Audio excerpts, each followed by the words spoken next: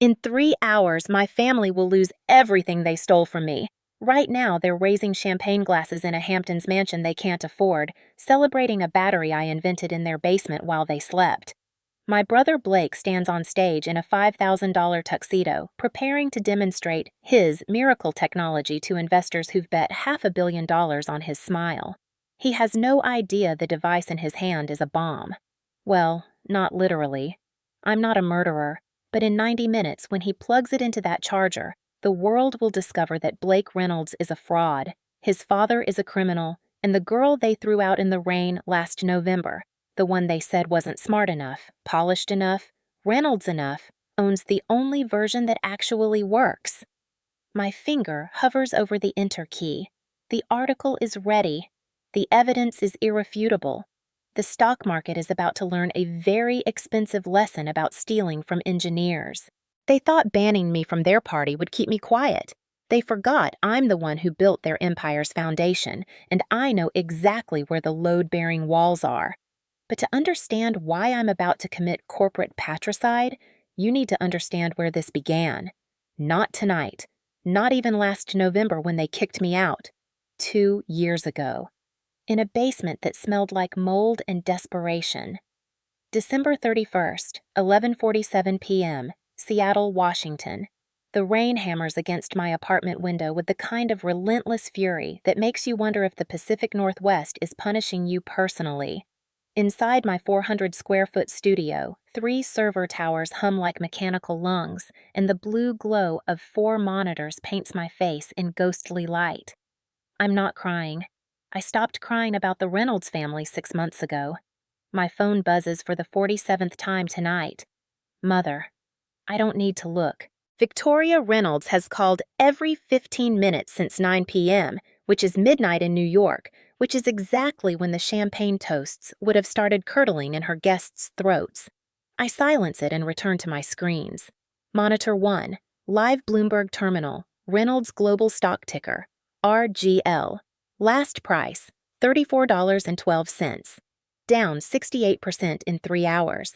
Trading halted pending SEC investigation. Monitor 2, Tech Vanguard homepage. The headline takes up the entire banner. Reynolds Power, the billion-dollar lie. How Blake Reynolds stole clean energy tech and built a fire hazard. Monitor 3, Twitter. Hashtag Reynolds fraud is trending #1 globally. Above Happy New Year. That's almost poetic. Monitor 4, the security camera feed I'm not supposed to have access to anymore. The Hamptons Mansion's ballroom, where 2 hours ago, 500 of New York's wealthiest citizens watched Blake's miracle battery fail spectacularly on live demonstration. Where FBI agents are currently walking my father out in handcuffs. I should feel something. Triumph. Vindication. The hot rush of revenge finally served. Instead, I feel like I'm watching someone else's life through bulletproof glass. Everything is muted. Everything is distant. My laptop pings. Email from Daniel Griffin, my investor and reluctant mentor. Stock positions closed. Net profit, $43 million. Your cut after fees, $18.2 million. Not bad for a night's work. Call me when you're ready to buy the ashes. $18 million. Added to the $200 million valuation of Sullivan Tech, the company I built in secret while they thought I was rotting away in obscurity. I'm technically a multimillionaire as of 3 hours ago. I look around my apartment, at the second-hand chair with the broken lumbar support, at the mini-fridge that only keeps things moderately cool, at the $3 coffee mug from IKEA sitting on my desk, filled with tap water because I forgot to buy groceries again. Nothing has changed. Everything has changed. My phone buzzes again. Not Victoria this time. Blake? My brother. Half-brother. Former brother? I'm still not clear on the terminology for when you discover your entire family was a lie. I stare at his name on the screen. 5 months ago, I would have answered on the first ring, desperate for any scrap of acknowledgement. 3 months ago, I would have sent it to voicemail with bitter satisfaction. 1 month ago, when the plan was still theoretical, I would have felt nervous. Now, I just feel tired. I answer. You're watching. Blake's voice is hoarse, stripped of its usual smooth confidence. He sounds like he's been crying. Blake never cries. Yes, of course you are. A bitter laugh. That name on the screen, Sullivan Tech. That's Dad's old partner, isn't it? The one who died. I say nothing. On the monitor, I watch an EMT loading my father onto a gurney. Stroke, probably. His face is gray. I found the adoption papers last year, Blake continues. In Dad's safe. I know you're James Sullivan's daughter. I never told them. This catches me off guard. Why not? Because fuck, Maya. Because you're still my sister, even if we don't share blood. The sincerity in his voice makes my chest tighten. I don't want his sincerity. Sincerity complicates things. You stole my work, I say quietly. I know. His voice breaks. I was trying to save us. The company was dying. Dad said I was our only hope. I wanted him to finally love you? Don't armchair psychology me. I warned you about the thermal layer. A long silence. Then, I know, and I tried to fix it. The firmware patch. It was supposed to throttle the charging if the temperature spiked. I thought, a software patch can't fix physics, Blake. I know that now. Another silence. Am I going to prison? I watch the FBI agents on the monitor. They're organizing papers, taking statements, building their case. Yes. Did you save my life tonight with that kill switch? I close my eyes. Yes. Why? Because I'm not like you. Because I don't let people die for profit. Because somewhere under all the anger, I still remember the brother who taught me to ride a bike when I was 7. Because you called me little sis like it meant something even if it didn't. Because it was the right thing to do. Blake laughs again, but there's no humor in it. No, you just destroyed them slowly instead of quickly. That's not mercy, Maya. That's cruelty. Before I can respond, there's shouting in the background. Victoria's voice. Blake! Blake! They're here for you too! I have to go, Blake says quickly. The FBI. Maya, I hope it was worth it. I really do. The line goes dead. I sit in the blue-lit darkness, listening to the rain, and wonder if he's right. But I'm getting ahead of myself. That's the end of the story. The beginning started 2 years ago, in a place that wasn't even supposed to be a laboratory. November 14th, 2 years earlier. Reynolds Estate, Hamptons. The basement of the Reynolds mansion was never meant for scientific research. My grandfather built it as a wine cellar, temperature-controlled, humidity-regulated, utterly isolated from the chaos of the house above. 40,000 bottles of Bordeaux and Burgundy that my father treated like liquid stock options, more valuable untouched than consumed. At 2:17 a.m. on a Tuesday, I was running an illegal centrifuge next to a 1982 Chateau Margaux worth $12,000. The irony wasn't lost on me. My laboratory consisted of 1 card table from a garage sale, 2 work lamps clipped to exposed pipes, a jury-rigged fume hood made from plastic sheeting and a bathroom exhaust fan, various pieces of equipment I'd bought from university surplus auctions, and enough lithium compounds to qualify as a fire hazard. OSHA would have had a field day. I didn't care. I was 3 minutes away from changing the world. The prototype cell sat in the testing cradle, connected to a voltmeter I'd calibrated 17 times because I didn't trust the readings. The battery was smaller than a deck of cards, encased in black polymer, innocent-looking. 96 hours of synthesis had gone into the crystalline electrolyte matrix inside. 14 months of failed attempts before that. Standard lithium-ion batteries charge slowly because physics is a bitch. Pump electrons too fast, generate too much heat, and you get thermal runaway. Fire, explosion, the kind of excitement that gets you sued. My design replaced the volatile liquid electrolyte with a solid-state crystal lattice, a specific arrangement of lithium, silicon, and oxygen that conducted ions faster than anything currently on the market while remaining thermally stable. In theory, theory is beautiful. Reality is where theory goes to die. I connected the charging cable, flipped the switch. The voltmeter needle jumped. 1 minute, 20% capacity. My hands started shaking. 2 minutes, 43% capacity. I gripped the edge of the table. The wine bottle rattled. 3 minutes, 68% capacity. Come on, I whispered. Come on, come on. 4 minutes, 31 seconds. 100% capacity. The indicator light turned solid green. I stared at it. Disconnected the charge cable with trembling fingers. Ran the discharge simulation protocol. The estimated lifespan appeared on my laptop screen. 47.3 years. I sat back in my metal folding chair, the kind of chair that costs $19 and makes your back hurt after an hour. I'd been sitting in it for 6 hours straight. Holy shit, I said to the empty basement. Holy shit, it works! For the first time in my 26 years, I'd done something that mattered. Something that would outlast my family name, their money, their legacy. This was mine. I should have backed up the data immediately. Should have secured the intellectual property before showing anyone. Should have protected myself. Instead, I ran upstairs at 2:30 in the morning to wake my father. Mistake number 1. I found Robert Reynolds in his study, still awake, staring at a laptop screen that painted his face in harsh white light. Even at 72, my father maintained the posture of a man who'd built an empire through sheer force of will. Straight spine, squared shoulders, the kind of presence that made board members fold. Tonight, he looked tired. Maya? He didn't look up from the screen. It's late. I need 5 minutes. I have a board meeting at 8. Whatever science project you're working on, it's not a science project. I set the prototype on his desk next to the tumbler of whiskey he pretended was his first of the night. It's the solution to every problem this company has. That got his attention. Robert looked at the small black rectangle, looked at me, back to the rectangle. What am I looking at? I pulled up the data on my phone, hands still shaking with adrenaline. Solid-state battery, full charge in under 5 minutes, 50-year lifespan, energy density triple what we're currently using, thermally stable up to 180 degrees Fahrenheit. Silence. He picked up the battery, surprisingly gentle, turned it over in his hands. You built this. In the basement. I've been working on it for 18 months. Does it work? I just finished testing. It works. Robert set the battery down carefully.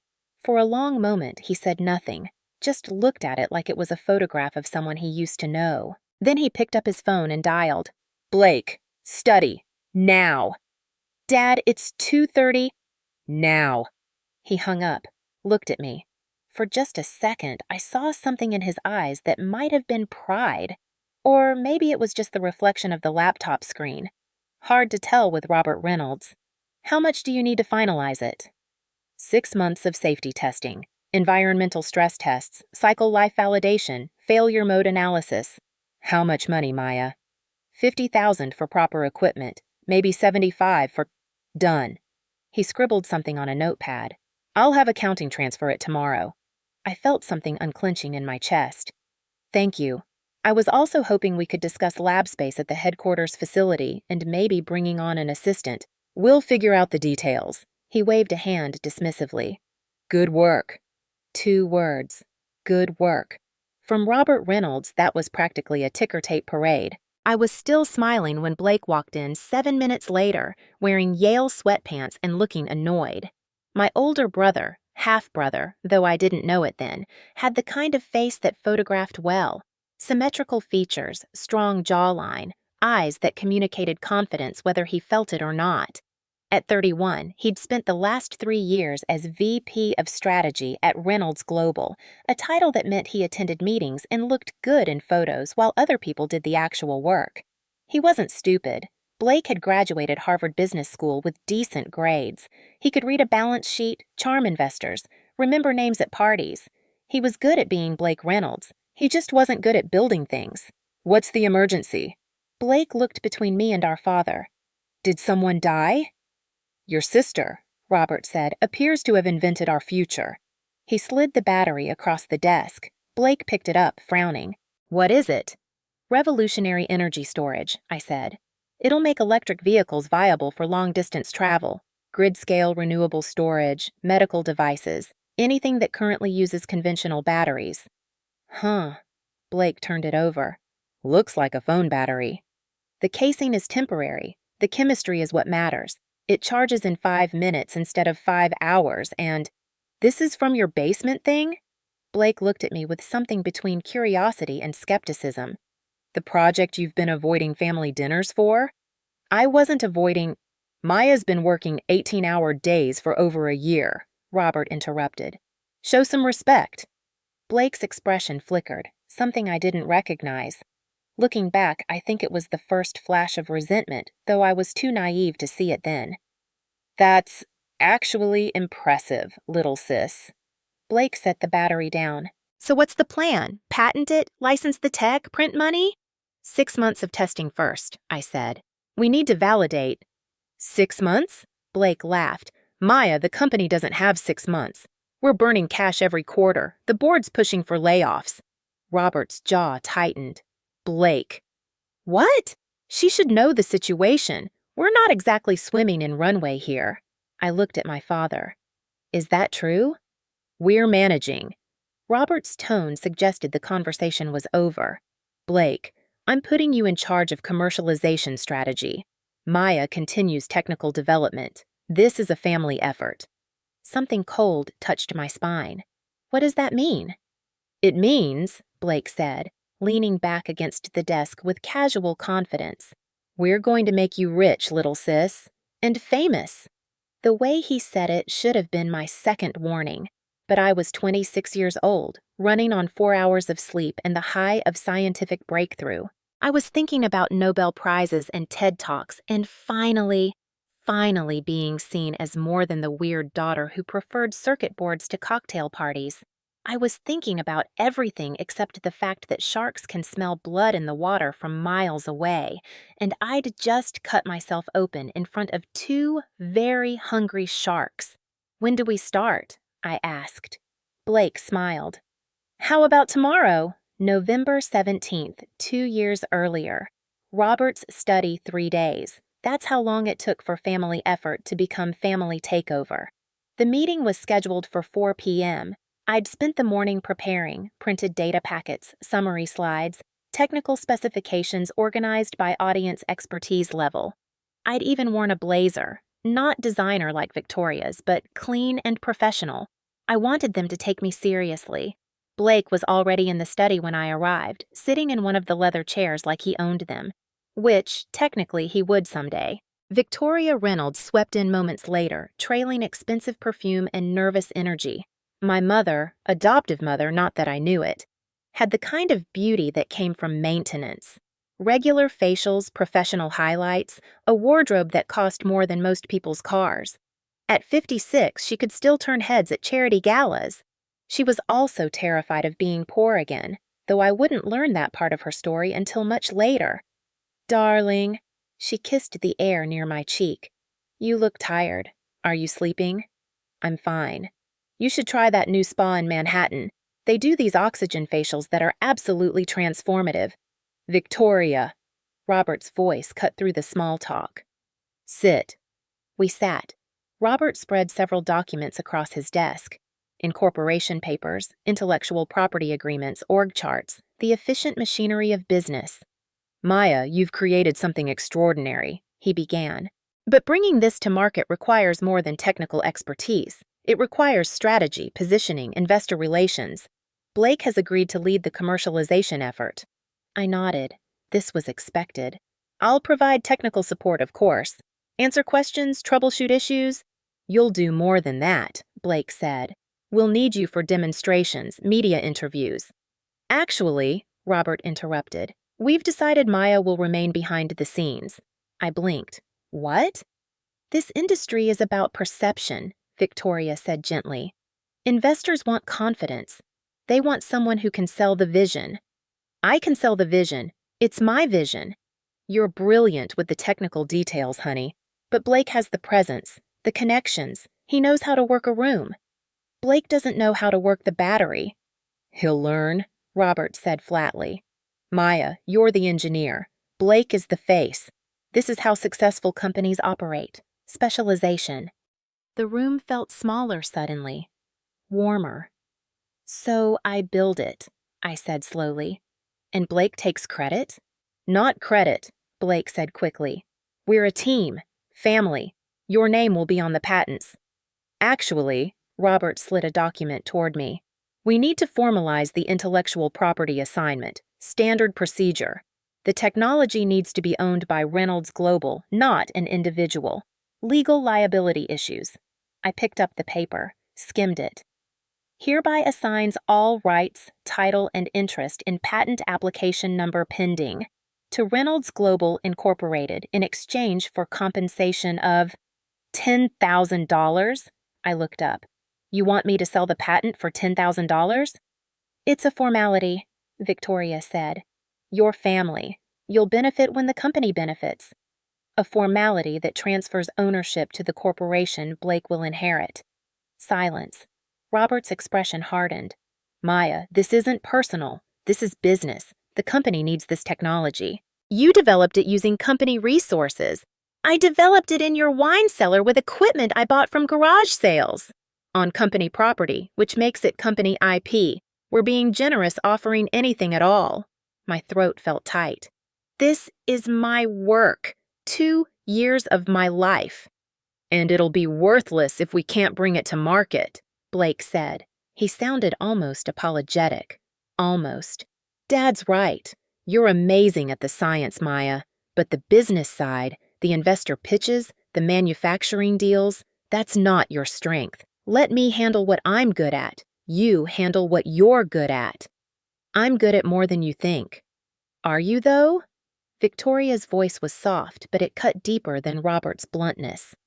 Honey, I love you, but you don't. You don't present well. You wear hoodies to board meetings. You mumble when you're nervous. You stand in corners at events looking miserable. Because I am miserable at those events. Exactly. She reached across to pat my hand.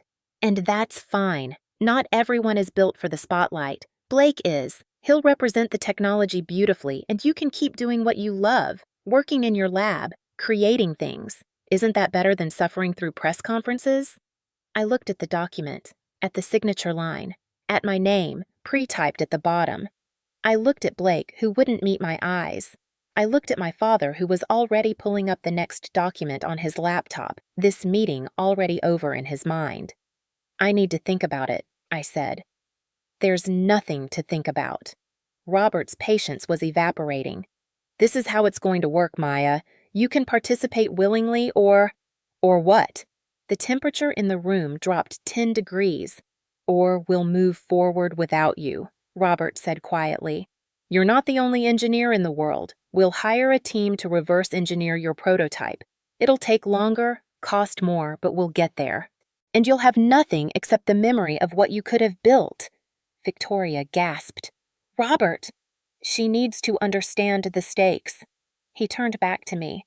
This is bigger than your ego, Maya. The company employs 2,000 people. Their families depend on us. Our family legacy depends on this. I'm asking you to be a team player. A team player who gives up everything. A team player who trusts family. I stared at the document, at the contract that would turn my breakthrough into their property. I should have said no, should have walked out, should have called a lawyer. Instead, I did something much smarter. Okay, I said. Victoria beamed. Oh, honey, that's so mature. I'll sign. I picked up the pen Robert offered. On one condition. Robert's eyes narrowed. What condition? I wanted in writing that I remain the lead engineer on this project. Final say on all technical decisions. Blake handles business, but I control the science. Blake and Robert exchanged a glance. Done, Robert said. And I want access to the main R&D facility, not the basement, real lab space. Fine. And I want... Maya. Robert's voice was steel. Don't push your luck. I signed the document, watched my father countersign it, watched him tuck it into a folder that disappeared into his desk drawer. It was November 17th at 4:47 p.m. The theft was complete. What they didn't know, what I was careful not to mention, was that I'd filed a provisional patent application 3 days earlier. November 14th at 9:37 a.m. before I'd shown anyone the working prototype. Filed under a shell LLC I'd set up online for $50. Sullivan Tech. The patent number they thought they owned? That was for the housing design. The outer casing. Utterly worthless without the actual innovation inside. The crystalline electrolyte formula. The real breakthrough, the thing that made it all work, was protected under a different filing, one that wouldn't show up in their corporate IP audit. One I'd deliberately kept in my head, never uploading to the company servers. I'd given them a battery that was 99% complete. In chemistry, that 1% is the difference between a miracle and a disaster.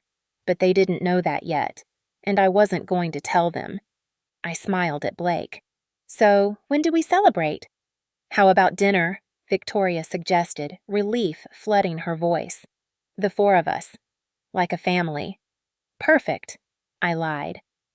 That night, over $50 steaks I couldn't taste, I listened to them plan my erasure. Blake talked about rebranding. Ether Cell was too sci-fi. He wanted something stronger. Reynolds Power had a better ring to it. Victoria suggested a media strategy, Blake in front of the cameras, Maya preferring to avoid the spotlight. Simpler narrative, cleaner story. Robert just nodded, cutting his steak with surgical precision, the conversation already old news to him. And I sat there, smiling, agreeing, playing the role of the grateful daughter who'd finally learned her place. Because I'd learned something far more valuable that day. I'd learned exactly who my family was, and I'd learned that I needed to start planning for the day they inevitably tried to destroy me. I just didn't realize that day would come so soon. It's months later. May 15th, Sullivan Tech Laboratory, Industrial Seattle. The industrial park south of Seattle wasn't glamorous. Concrete warehouses, chain-link fences, the distant sound of freight trains. The kind of place where people built things instead of talking about building things. Unit 7B had been a furniture storage facility until Daniel Griffin's lawyers signed a 2-year lease under a subsidiary corporation 5 layers deep. Now it housed 4 engineers, $30,000 worth of refurbished equipment, and the real version of the battery Blake Reynolds was currently lying about to investors. I'd been CEO of Sullivan Tech for exactly 143 days. It felt like 143 years. "Boss, the cycle test on prototype 2.3 is done." Tyler Morrison appeared in my office doorway. Office being generous for a converted storage closet with a desk and a window that looked out at a dumpster. He was 26, Stanford dropout, better at electrochemistry than anyone I'd met. He was also holding a tablet with concerning graphs. I pulled off my safety goggles. "And?" 1,700 charge cycles before degradation hits the 20% threshold. That's... He did the math in his head. About 9 years of daily charging. The theoretical model predicted 2,300 cycles. Yeah. Tyler shifted his weight.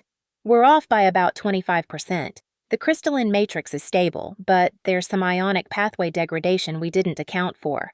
I think it's the silicon doping ratio." "Show me." We walked back into the main lab space, past Emily Rodriguez, materials synthesis, and James Park, thermal management, both hunched over their respective workstations. The lab smelled like solder flux and strong coffee. The fluorescent lights hummed. It was nothing like the Reynolds Global Headquarters with its glass walls and ergonomic furniture and espresso machines that cost more than our monthly rent. It was perfect. Tyler pulled up the microscopy images on the main screen. "See these microfractures? They're forming along the grain boundaries after about cycle 1,200. Not enough to cause failure, but enough to increase resistance." I studied the images. He was right. Damn it. Options? Reduce the silicon content by 3%, increase the stabilizing oxide layer, should add about 600 more cycles, but it'll increase manufacturing cost by maybe $8 per unit. Do it. Really? Tyler looked surprised. That cuts into our margin pretty significantly. I'd rather have a more expensive battery that works than a cheap one that doesn't. I looked at the degradation curve again. This is the difference between us and them, Tyler. They cut corners. We don't. He nodded slowly. Blake's patent filing hit the news yesterday. Did you see? I had. Blake Reynolds, 31, has filed for a provisional patent on what industry experts are calling the most significant advancement in energy storage in a decade. The article included a photo of Blake in a lab coat he'd probably never worn before, holding a battery he hadn't built, explaining science he didn't understand. I saw. Doesn't it piss you off? He's out there taking credit. He's out there lying, I interrupted. And when lies collapse, the fall is harder. Let him have his moment. We're building the actual future. Tyler grinned. You're scary when you're patient. I'm not patient. I'm strategic. There's a difference. My phone buzzed. Text from Daniel. Board meeting, 6 p.m. Don't be late. I sighed. Being CEO meant more than just engineering. It meant investor updates, financial projections, strategic planning, all the things I'd avoided at Reynolds Global because Blake handled the business side. Turned out the business side was important when it was your company dying if you screwed it up. I have to go, I told Tyler. Keep running tests, document everything. If Blake's version fails in the field, I want to be able to prove ours wouldn't have. When, Tyler corrected. When it fails. When, I agreed. The drive back to downtown Seattle took 40 minutes in evening traffic. Enough time to rehearse my presentation, not enough time to shake the exhaustion that had become my baseline state. I hadn't slept more than 5 hours a night in 6 months. Hadn't taken a day off. Hadn't seen a movie, read a book for pleasure, gone on a date. My entire life had narrowed to a single point. Build the better battery. Prove they were wrong. Win. It was remarkably clarifying and completely unsustainable. Daniel Griffin's office occupied the top floor of a glass tower with views of Elliott Bay. His receptionist, severe haircut, designer glasses, barely glanced at me as I entered. I was still in my lab clothes, jeans, Sullivan Tech hoodie, steel-toed boots. Not exactly venture capital chic. Conference room B, she said. They're waiting. They. Of course it wasn't just Daniel. I found him with 3 other men in expensive suits, all looking at a projected spreadsheet that showed our burn rate in alarming red. Maya. Daniel stood, gesturing to an empty chair. Gentlemen, this is Dr. Reynolds, founder and CEO of Sullivan Tech. Not doctor, I said, sitting. I didn't finish my PhD. Because your family kicked you out before you could, Daniel said smoothly. Which brings us to today's agenda. Gentlemen, you've seen the technical reports. The battery works. It's superior to anything on the market, including the Reynolds Global version. The question is, when do we strike? One of the suits, Gary something representing a consortium of pension funds, leaned forward. Strike? I thought we were here to discuss Series B funding. We are, Daniel said, but funding strategy depends on competitive timing. Maya, walk them through the technical comparison. I pulled up my slides, showed them the charge curves, the thermal stability data, the cycle life projections, explained how Blake's version was missing the critical stabilization layer, how their design would work fine for a few months, maybe a year, then start degrading rapidly, how in hot climates, above 80 degrees, the failure rate could hit 30%.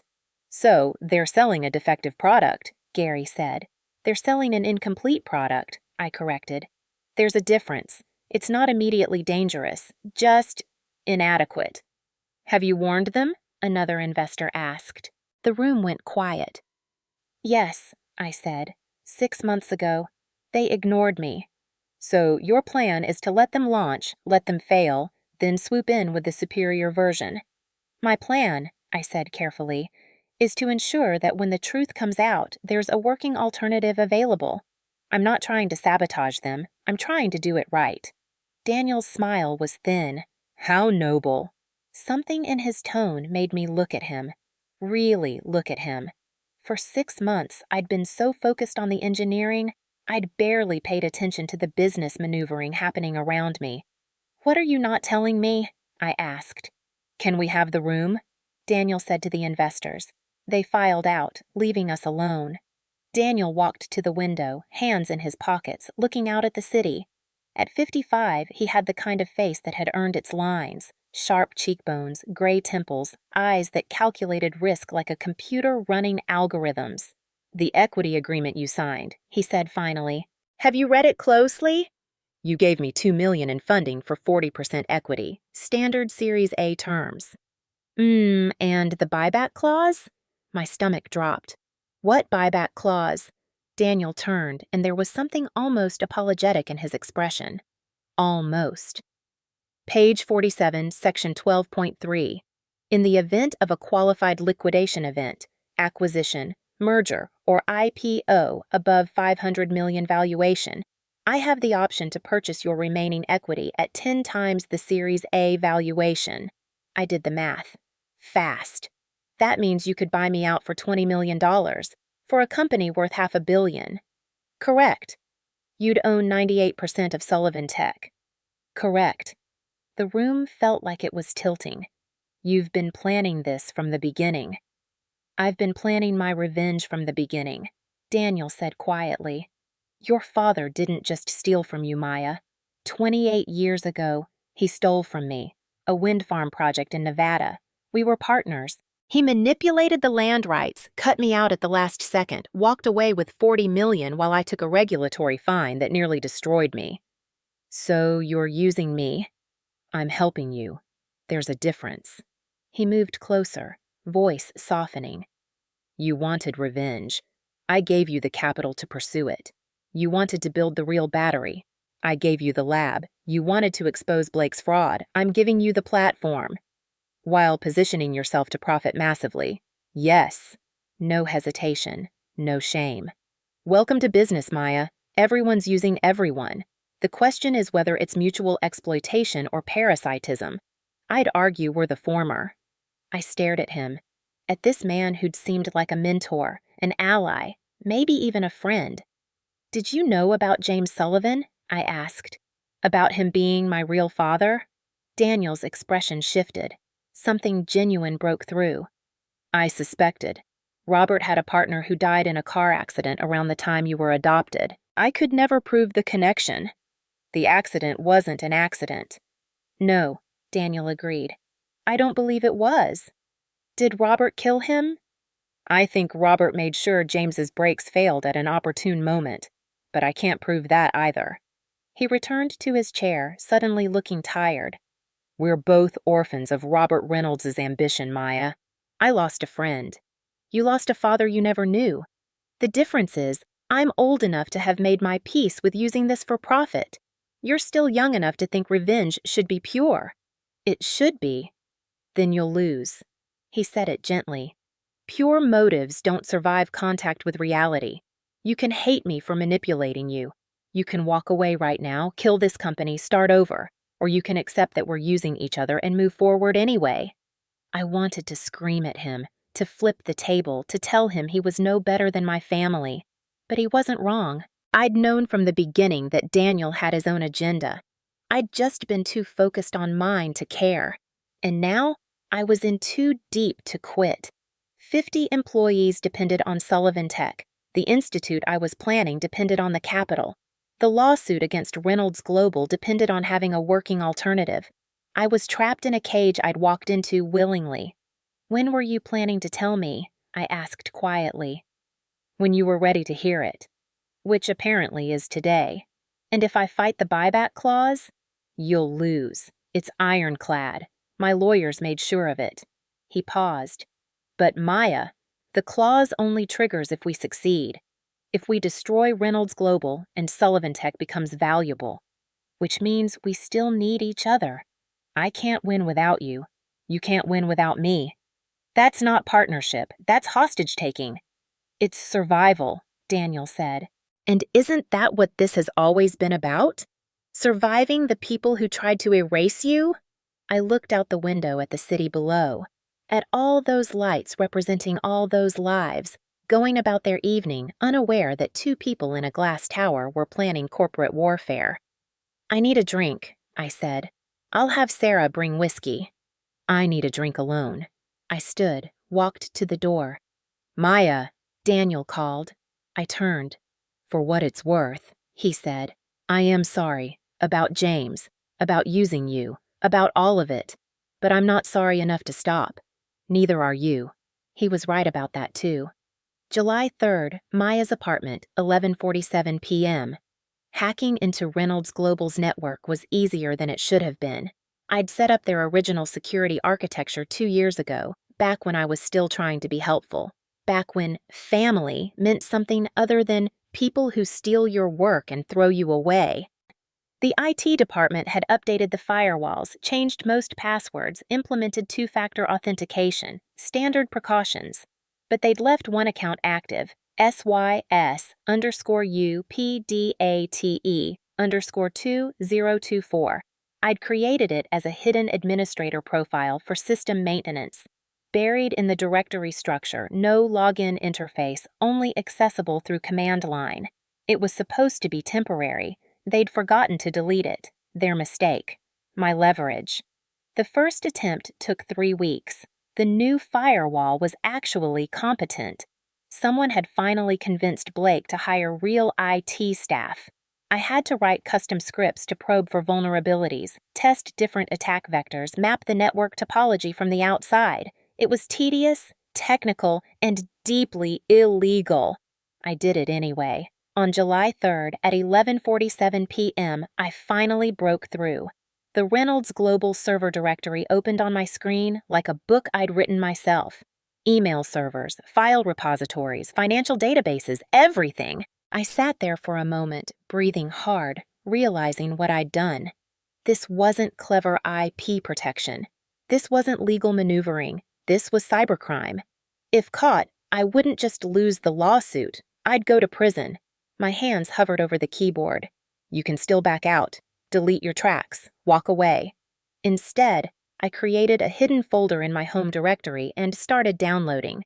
Blake's email archive, 47 gigabytes I let it run while I made coffee, came back to 14,000 emails spanning 18 months, started searching.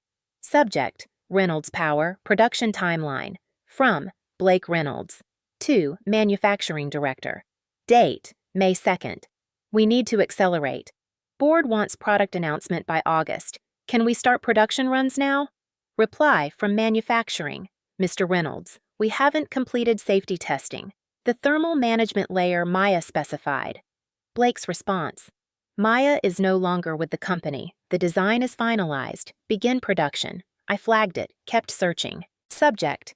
Thermal issues, batch number 7. From, manufacturing, Q. A. To, Blake Reynolds. Date, June 15th. Mr. Reynolds, latest batch showing concerning heat signatures during rapid charge. 3 units exceeded 195 degrees Fahrenheit in test environment. Recommend delay until we can investigate. Blake's response, what's the failure rate? Q. A reply, in controlled testing about 12%. In real-world conditions with variable temperatures potentially higher. Blake, ship them. We'll issue a firmware update if problems emerge in the field. My coffee went cold in my hand. He knew. He knew the batteries were dangerous, and he shipped them anyway. I kept digging, found an email chain between Blake and Robert. Blake, Dad, we got an anonymous tip about thermal issues. Should we delay the launch? Robert, from who? A competitor? Ignore it. Blake, what if it's legitimate? If something goes wrong? Robert, then we issue a recall and blame the manufacturer. Blake, we're $500 million in debt. The bank loans are due in February. If we don't launch by New Year's Eve, we default. We lose everything. Do you understand? Everything. Blake, I understand. Robert, good. Now stop second-guessing yourself and act like a CEO. There it was. The whole conspiracy in black and white. Knowing endangerment, willful negligence, securities fraud. But reading Blake's emails, I saw something else too. The stress, the panic, the desperate desire to please a father who'd never been pleased. One email to Victoria marked personal. Mom, I don't know if I can do this. Everyone looks at me like I'm Dad 2.0, but I'm not him. I'm not Maya either. She could build this in her sleep. I'm the guy who's good at lying to investors, and now I'm lying about something that might hurt people. How did it get this far? Victoria's response, darling, you're being too hard on yourself. Your father has built this company over 50 years. Sometimes business requires difficult choices. You're protecting 2,000 jobs. Focus on that. I stared at the screen for a long time. Blake wasn't a monster. He was a coward, which somehow felt worse. Monsters you could hate cleanly. Cowards made you feel something more complicated. I spent the next 6 hours methodically collecting evidence. Email chains proving Blake knew about safety issues, internal memos showing Robert ordered production despite warnings, financial statements revealing the company's desperation. Technical reports, Blake had buried voice recordings from the security camera system. The voice recordings were the crown jewel. Reynolds Global recorded all conference rooms for training purposes. Robert's paranoia about employees leaking information. I'd set up the system. I knew where the files were stored. I found the June 28th emergency board meeting. Listened to Sharon Miller, board member, say, "Blake, if there's even a 1% chance these batteries explode, we're liable. We should delay." Listened to Robert respond, "The bank loans are due in February. If we don't launch on December 31st, we default. We lose the company." Listened to Blake say, "We have a firmware patch that throttles charging speed if temperature rises. It's not perfect, but it reduces risk." Sharon, "Reduces to what?" Blake, pause. "Maybe 5% failure rate in extreme conditions." Sharon, "That's still—" Robert, "That's manageable. We launch as planned. Anyone who disagrees can resign now and forfeit their stock options." Silence on the recording. Then, one by one, the board members voted yes. I saved the file as end_of_Reynolds.mp3. At 6:47 a.m., as the sun rose over Seattle, I packaged everything into an encrypted archive. 300 gigabytes of evidence, enough to destroy them completely. I should have felt triumphant. Instead, I felt sick. Because buried in those emails, I'd also found this. From Blake Reynolds to Maya Reynolds. Date, March 14th. Never sent. Saved as draft, Maya. I know you'll never read this. You probably hate me. You should. I wanted to tell you I'm sorry. Not the bullshit sorry you feel that way kind. Actually sorry. I stole your work. I let Dad pressure me into it because I was scared of disappointing him again. Because I've been disappointing him my whole life, and I thought finally, I could be the son he wanted. But you were always smarter than me, braver than me, better than me. I'm going to fix this. I'm going to make sure the battery is safe. I'm going to find a way to give you credit. I don't know how yet, but I will. I'm sorry I'm not the brother you deserved. B. He'd written it 4 months ago.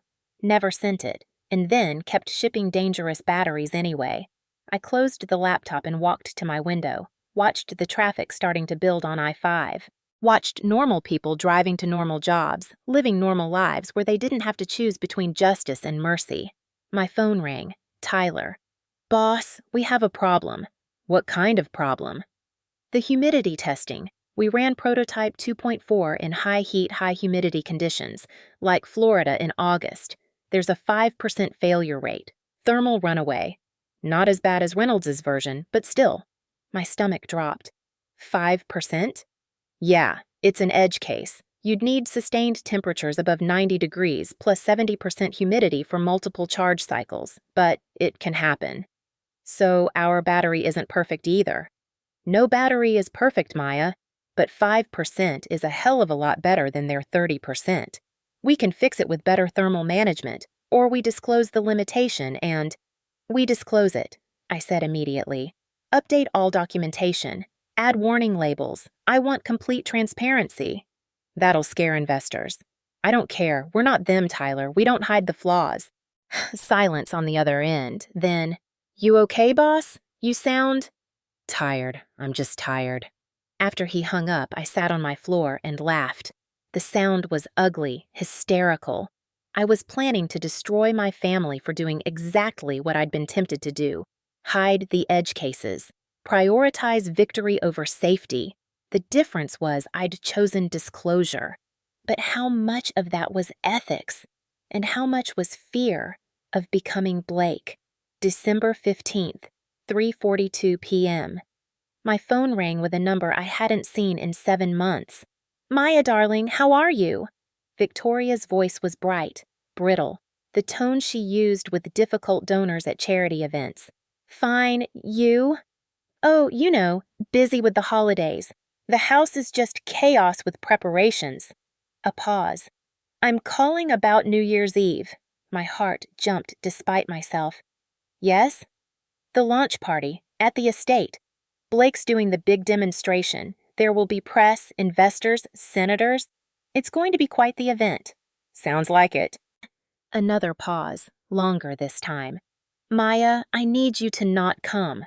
The words landed like a slap. I'm sorry, what? I know how this sounds. Victoria's voice cracked slightly. But Blake is very nervous. And the investors, they ask about you, why you left, why you're not involved. It's awkward. Awkward. I kept my voice flat. I'm awkward. You're making this harder than it needs to be. I didn't realize I was making anything. You called me. Maya, please. Now she was crying. Actually crying. We're barely holding on. If this launch fails, we lose the house. Blake could go to prison for the debt. She choked on the words. I can't go back to where I came from. This was new. Victoria never talked about her past. Where you came from? Nowhere. Her voice hardened. A trailer in rural Pennsylvania, a mother who cleaned houses, a father who drank. I spent my childhood wearing second-hand clothes and pretending I wasn't hungry. I married your father to escape that, and I will do anything not to go back. The honesty was startling. So, you're choosing the house over me, I said quietly. I'm choosing survival. I'm sorry you don't understand that yet. I understand perfectly. You're scared, so you're letting Blake destroy people's lives with a defective product. It's not defective. Blake hired engineers to fix. It's a bomb, Victoria. A pretty expensive bomb. And when it goes off, it won't just be your house you lose. It'll be your freedom. Silence. Did you ever love me? I asked. Even a little? The silence stretched so long I thought she'd hung up. I tried, Victoria finally whispered. God, Maya, I tried, but you looked so much like James. And every time I looked at you, I remembered why we adopted you, what Robert did to get you, the lie we were living. You knew. My voice was hollow. You knew I wasn't your daughter. Of course I knew. James Sullivan's daughter. The daughter of the man Robert betrayed, adopted to control the patent rights. She was fully crying now. I'm trying to love all my children, Maya. Sometimes that means protecting one from another. Or throwing one to the wolves. I'm sorry. She said it like she meant it. I'm so sorry for all of it, but I can't change anything now. Please, just stay away. Let us have this one night. After that, I don't care what you do. After that. After the launch. After they'd defrauded investors and endangered consumers and escaped with their money. Okay, I said. You'll stay in Seattle? Yes. Thank you. Relief flooded her voice. Thank you for understanding. Maybe after the new year we can... I hung up, sat in my apartment, shaking. She'd known, the whole time. She'd looked at me, raised me, fed me, tucked me in at night, knowing I was the daughter of the man they'd destroyed. How do you process that? I pulled up my computer, opened the folder of evidence, looked at the contact for Kate Wilson, editor-in-chief of Tech Vanguard. I'd been planning to wait, to give Blake one more chance, to see if he'd come to his senses. Victoria's call made the decision easier. I typed, "Still interested in that story we discussed? I have everything you need. Can you be ready to publish on December 31st at midnight Eastern Standard Time?" The response came in 3 minutes. Absolutely. Send the files. I hesitated for just a moment. This will destroy them. You know that, right? Kate's response. This will save lives. You know that, right? Both things were true. I sent the files. December 20th, 4:15 p.m., downtown Seattle Cafe. Kate Wilson looked exactly like her profile picture. Sharp bob, sharper eyes, the kind of woman who asked uncomfortable questions for a living. She'd flown in from New York specifically for this meeting. I've been through half the files, she said, stirring her coffee. It's damning. Recording of the board meeting alone is enough to trigger an SEC investigation. And the article? We'll publish at midnight Eastern on December 31st, coordinated with your demonstration. She studied me. You're really going to kill switch his battery in front of 500 people? I'm going to prevent it from catching fire in front of 500 people, There's a difference. Semantics. Safety. Kate set down her cup. Maya, I have to ask. This story will destroy 500 jobs, not just your family. Engineers, factory workers, administrative staff, good people who had nothing to do with the fraud. I know. Does that bother you? Of course it bothers me. I looked out the window at the rain. But those jobs are already gone. When the batteries fail in the field, and they will fail, the company collapses anyway. The difference is whether it happens before people get hurt or after. You sound like you're trying to convince yourself. She wasn't wrong. I gave them a chance, I said. In June, I sent Blake an anonymous tip about the thermal issues. He ignored it. I can't control what they choose to do. I can only control what I do, which is drop a bomb on New Year's Eve, which is tell the truth on New Year's Eve. Kate pulled out a legal pad, started writing. I need to ask about James Sullivan, your biological father, for the story context. What about him? When did you find out? I took a breath. 6 months ago. I was researching Robert's early business partners, trying to understand his pattern of betrayal. I found James's name, found the adoption records, found the will that left me the patent rights they were so desperate to control. How did that feel? Like everything suddenly made sense. Why I never fit. Why they treated me like an asset instead of a daughter. Why Victoria couldn't look me in the eye. Your mother knew? She wasn't my mother. She was my warden. The bitterness surprised me. But yes, she knew the whole time. Kate wrote faster. Do you think Robert killed James Sullivan? I think Robert made sure James's brakes failed at a convenient moment, but I can't prove it. Yet. Yet? I pulled out a USB drive, slid it across the table. This has everything I could find on James's death. Police reports, mechanic's inspection, insurance investigation. The mechanic noted unusual wear on the brake lines, like someone had scored them with a blade, invisible until you looked closely. Kate pocketed the drive. You want me to investigate a 28-year-old murder? I want the whole truth out there, not just the fraud, the violence, the pattern. This isn't a story about a business dispute. It's a story about a man who's been destroying lives for 3 decades. And you're the latest victim turning into an avenger. I'm the engineer who's tired of lying. Kate studied me for a long moment. You know what's going to happen when this publishes, right? You'll be famous. Or infamous. The whistleblower who destroyed her own family. Half the country will call you a hero. The other half will call you a traitor. I don't care what they call me. Yes, you do. Everyone does. She was right again. What do you want me to say? I asked.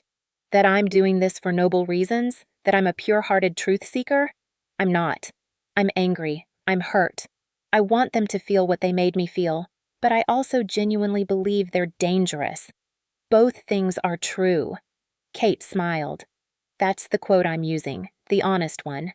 She closed her notebook. We sat in silence for a moment, watching the rain. One more question, Kate said. After this is over, after you've won, what then? I buy their manufacturing infrastructure. I build the real battery. I create an institute for young engineers who don't have resources. And your family? Won't be my family anymore. Does that hurt? I thought about Blake's unsent email, about Victoria's tears on the phone, about Robert on that gurney, gray-faced and broken. Yes, I said quietly. It hurts like hell. December 30th, 11:34 p.m. Maya's apartment. I couldn't sleep.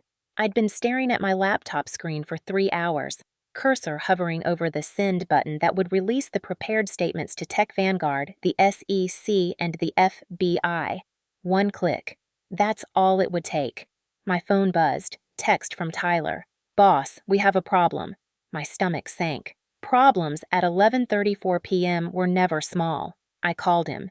The humidity testing, Tyler said without preamble. We ran extended trials on prototype 2.4. High heat, high humidity, multiple fast charge cycles, like worst-case Florida or Houston conditions. And 5% failure rate, thermal runaway, not catastrophic like Reynolds's version, but enough to potentially cause fires. I closed my eyes. 5%. It's an edge case. You'd need sustained temperatures above 90 degrees, humidity above 70%, rapid charging multiple times per day, but it's possible. So our battery isn't perfect either. No battery is perfect, Maya. Physics exists, but 5% is orders of magnitude better than their 30 to 40%. We can engineer around it with better thermal management, or we disclose it, I said, immediately. Update all documentation. Add it to the patent filing. Full transparency. Silence on the other end. That'll crater our valuation, Tyler said carefully. Investors want perfect solutions. If we admit flaws, then we admit flaws.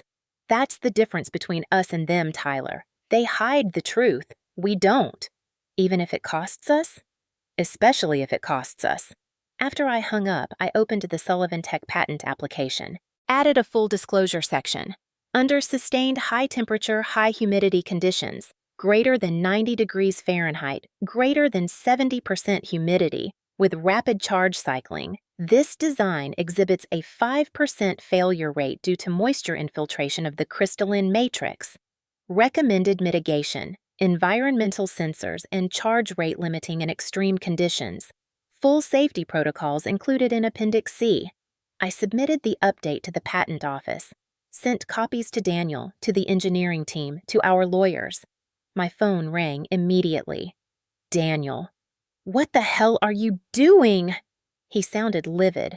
We're 24 hours from launch and you're disclosing a design flaw? It's not a flaw, it's a limitation. And yes, I'm disclosing it because it's the truth.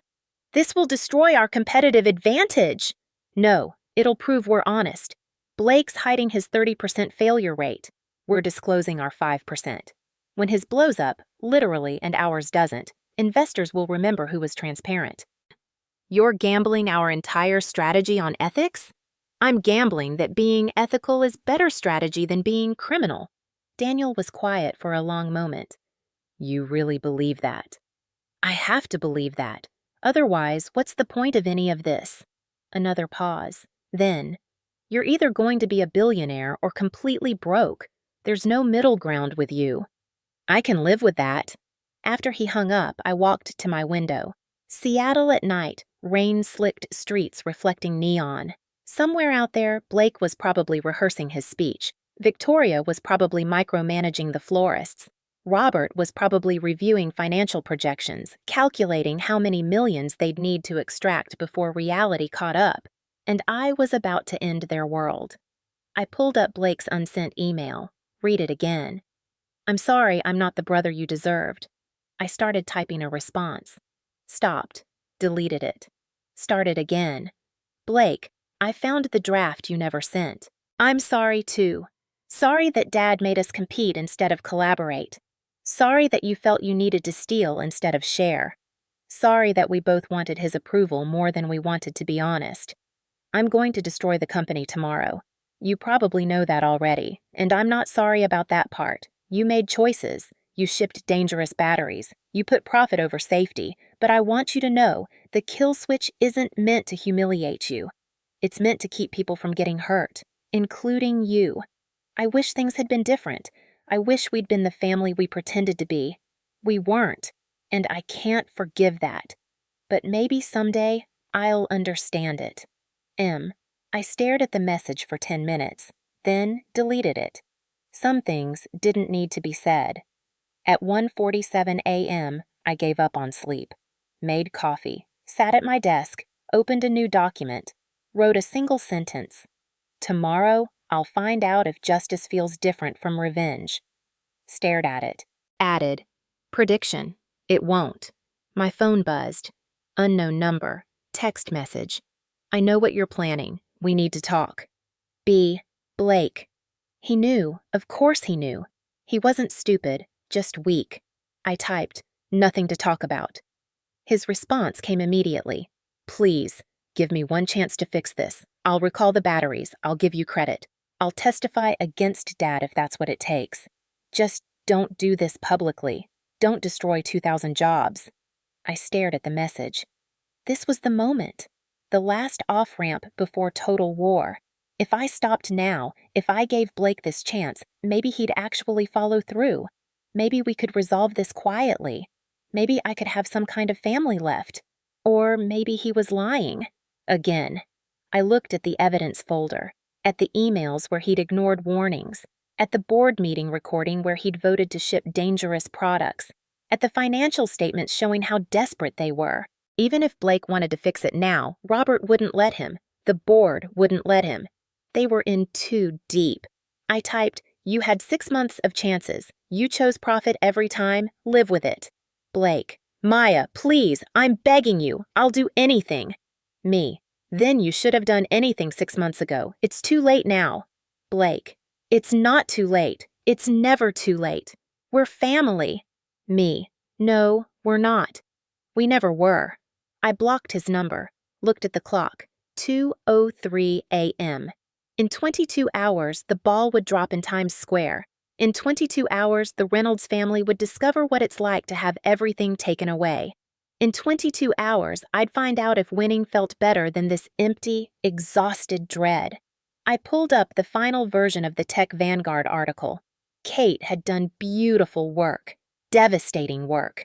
Every email, every recording, every financial statement laid out with journalistic precision.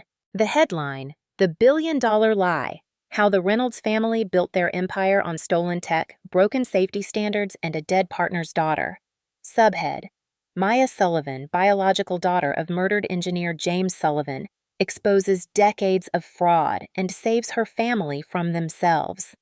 I read through it one last time, fact-checked the technical details, made sure nothing was exaggerated, nothing was unfair. It was all true. That was the worst part. At 3:17 a.m., I sent one final email to Daniel. If anything happens to me tomorrow, if I get cold feet, if I back out, if Robert somehow stops me, publish anyway. The truth needs to come out, whatever the cost. His response came in 60 seconds. "Nothing's going to happen to you, but I'll have your back regardless. For what it's worth, you're doing the right thing, even if it doesn't feel like it. Also, James would be proud of you." I started crying. Didn't even know why. Maybe because Daniel was wrong. Maybe because Daniel was right. Maybe because in a few hours I'd have everything I'd fought for and nothing I'd wanted. I wiped my eyes, pulled up the code for Blake's battery kill switch, double-checked the logic, made sure it would trigger at exactly midnight Eastern, after Blake plugged in the charger, but before the battery could reach dangerous temperatures. Made sure it would display the Sullivan Tech logo. Made sure everyone would know. Made sure there was no going back. At 4:02 a.m., I finally fell asleep at my desk.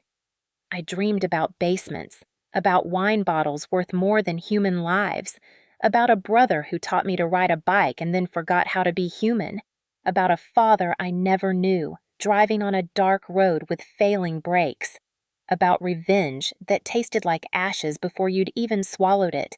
When I woke up at 9:23 a.m. on December 31st, my face was stuck to my keyboard and my back hurt and my coffee was cold. It was time. December 31st, 11 p.m. Eastern Standard Time, 8 p.m. Pacific Standard Time. Seattle. The rain had stopped for the first time in 3 days.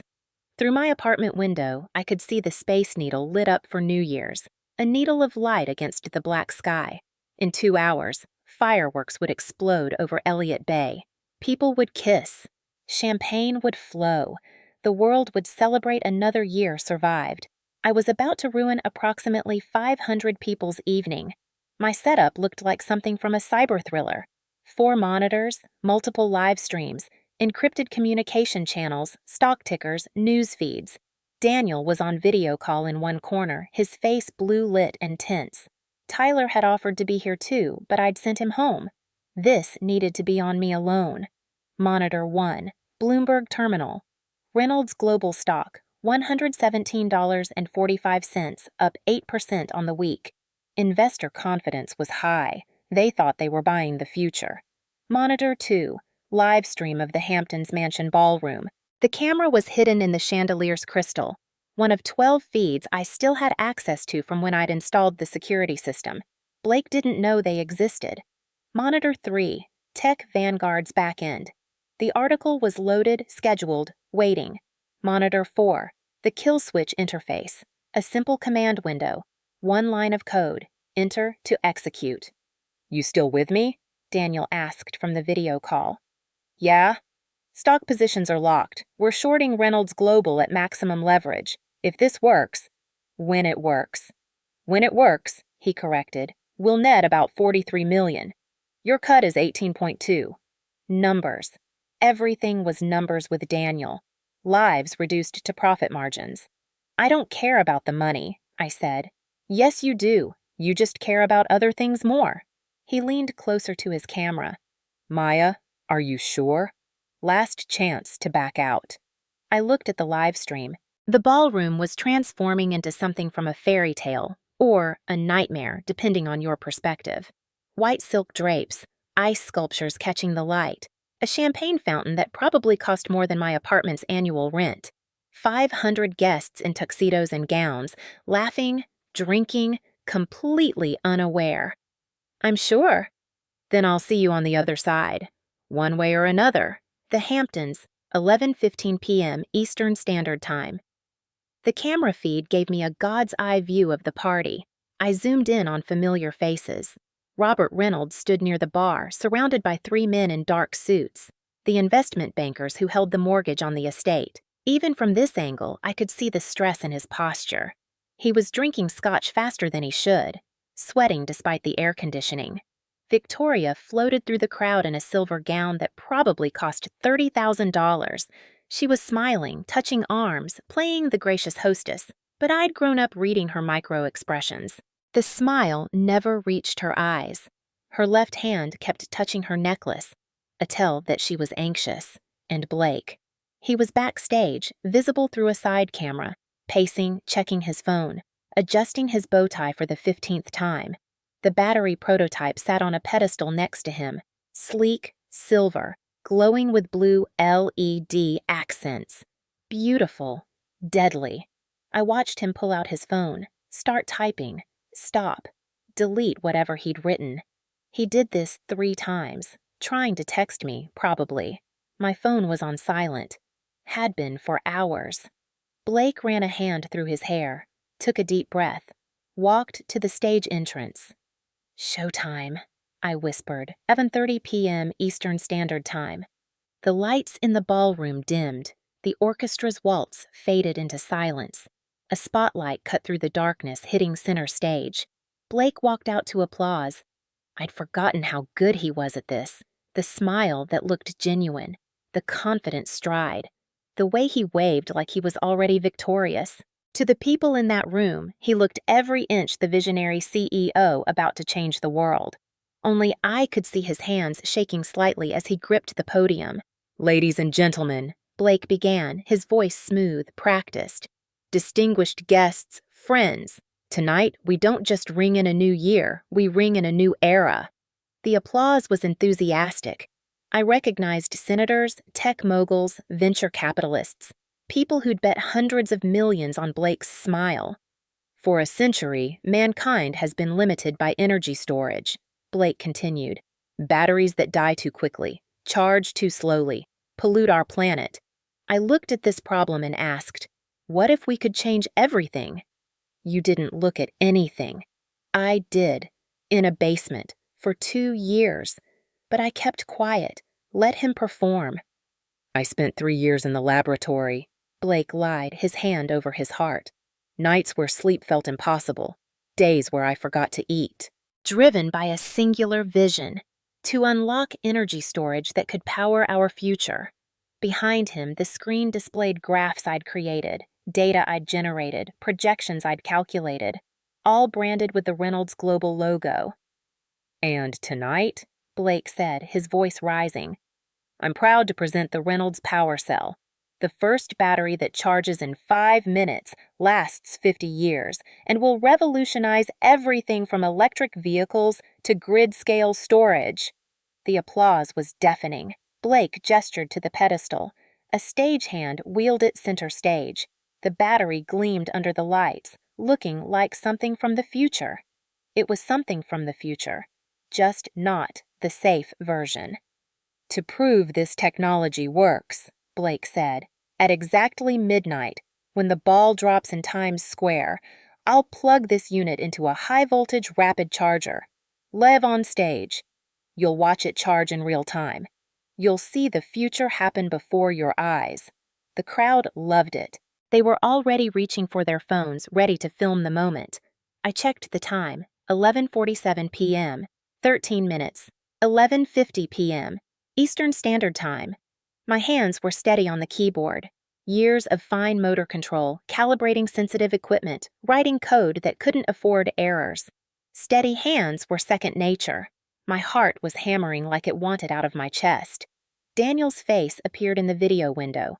Bloomberg just posted breaking news. Reynolds Global to demonstrate breakthrough battery technology at midnight. The stocks jumping in after hours trading. "Let it jump," I said, "further to fall." On the live stream, I noticed something. Near the back of the ballroom, by the kitchen entrance, stood a small cluster of people not cheering. They wore suits that didn't quite fit right, held drinks they weren't drinking. I zoomed in. The engineering team. Blake had forced them to attend, probably threatened their severance if they left early. They looked like hostages at their own execution. I recognized David Chin, the lead thermal engineer. He kept checking his watch, looking at the exits. He knew what was coming. Maybe not the specifics, but he knew that battery wasn't safe. And he was trapped here anyway. "I'm sorry," I whispered to the screen. "I'm sorry you're collateral damage." But I didn't stop at 11:55 p.m. Eastern Standard Time. The countdown began. A massive screen behind Blake displayed a timer. 5 minutes. The crowd started chanting, "5 minutes! 5 minutes!" Blake smiled, soaking it in. This was his moment, the culmination of everything he'd worked for, or rather, everything I'd worked for, and he'd stolen. I pulled up the Tech Vanguard backend. The article was ready. Title, body text, evidence files, everything. Scheduled to publish at 12 o'clock and 1 second a.m. Eastern Standard Time. I pulled up my terminal window. The command was simple. SSH Sullivan Tech at Reynolds-battery-001. Execute killswitch.sh. One line. Enter to execute. At 11:58 p.m., I typed it out, finger hovering over the enter key. This was it, the point of no return. My phone buzzed. Text from a number I didn't recognize. "Please, I'm begging you, I'll fix everything. Just give me time."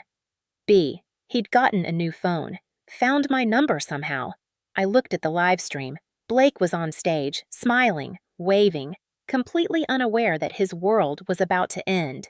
"You had months. You chose this." I hit send, blocked the new number, returned to the terminal. 11:59 p.m. "Daniel, Maya, whatever you're feeling right now, doubt, guilt, fear, push through it. They did this to themselves." "I know." "Then do it." On the live stream, Blake picked up the charging cable, industrial-grade, high voltage, capable of pumping massive current into the battery, the kind of charge that would either demonstrate miraculous technology or trigger catastrophic failure. The crowd began counting down. 10. I placed my finger on the enter key. 9. Blake held the cable up, showboating. 8. Victoria was crying happy tears in the front row. 7. Robert raised his glass to Blake, proud for once. 6. The engineers in the back were inching toward the exits. 5. My finger pressed down. 4. The command executed. Signal racing across the country.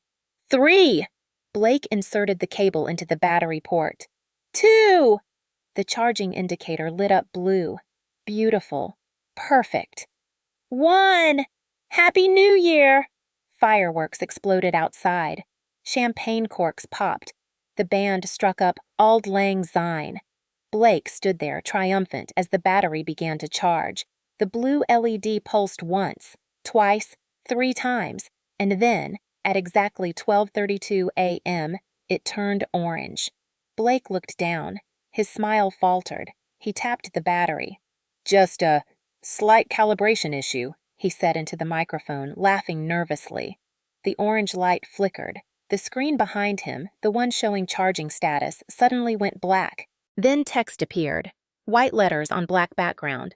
Thermal override activated, unsafe charging detected, emergency shutdown initiated. Sullivan Tech Safety Protocol VDV Punks, Chetri patent pending, James Sullivan. For technical support, contact maya.sullivan@sullivantech.com. The ballroom went silent. Every phone in the room buzzed simultaneously.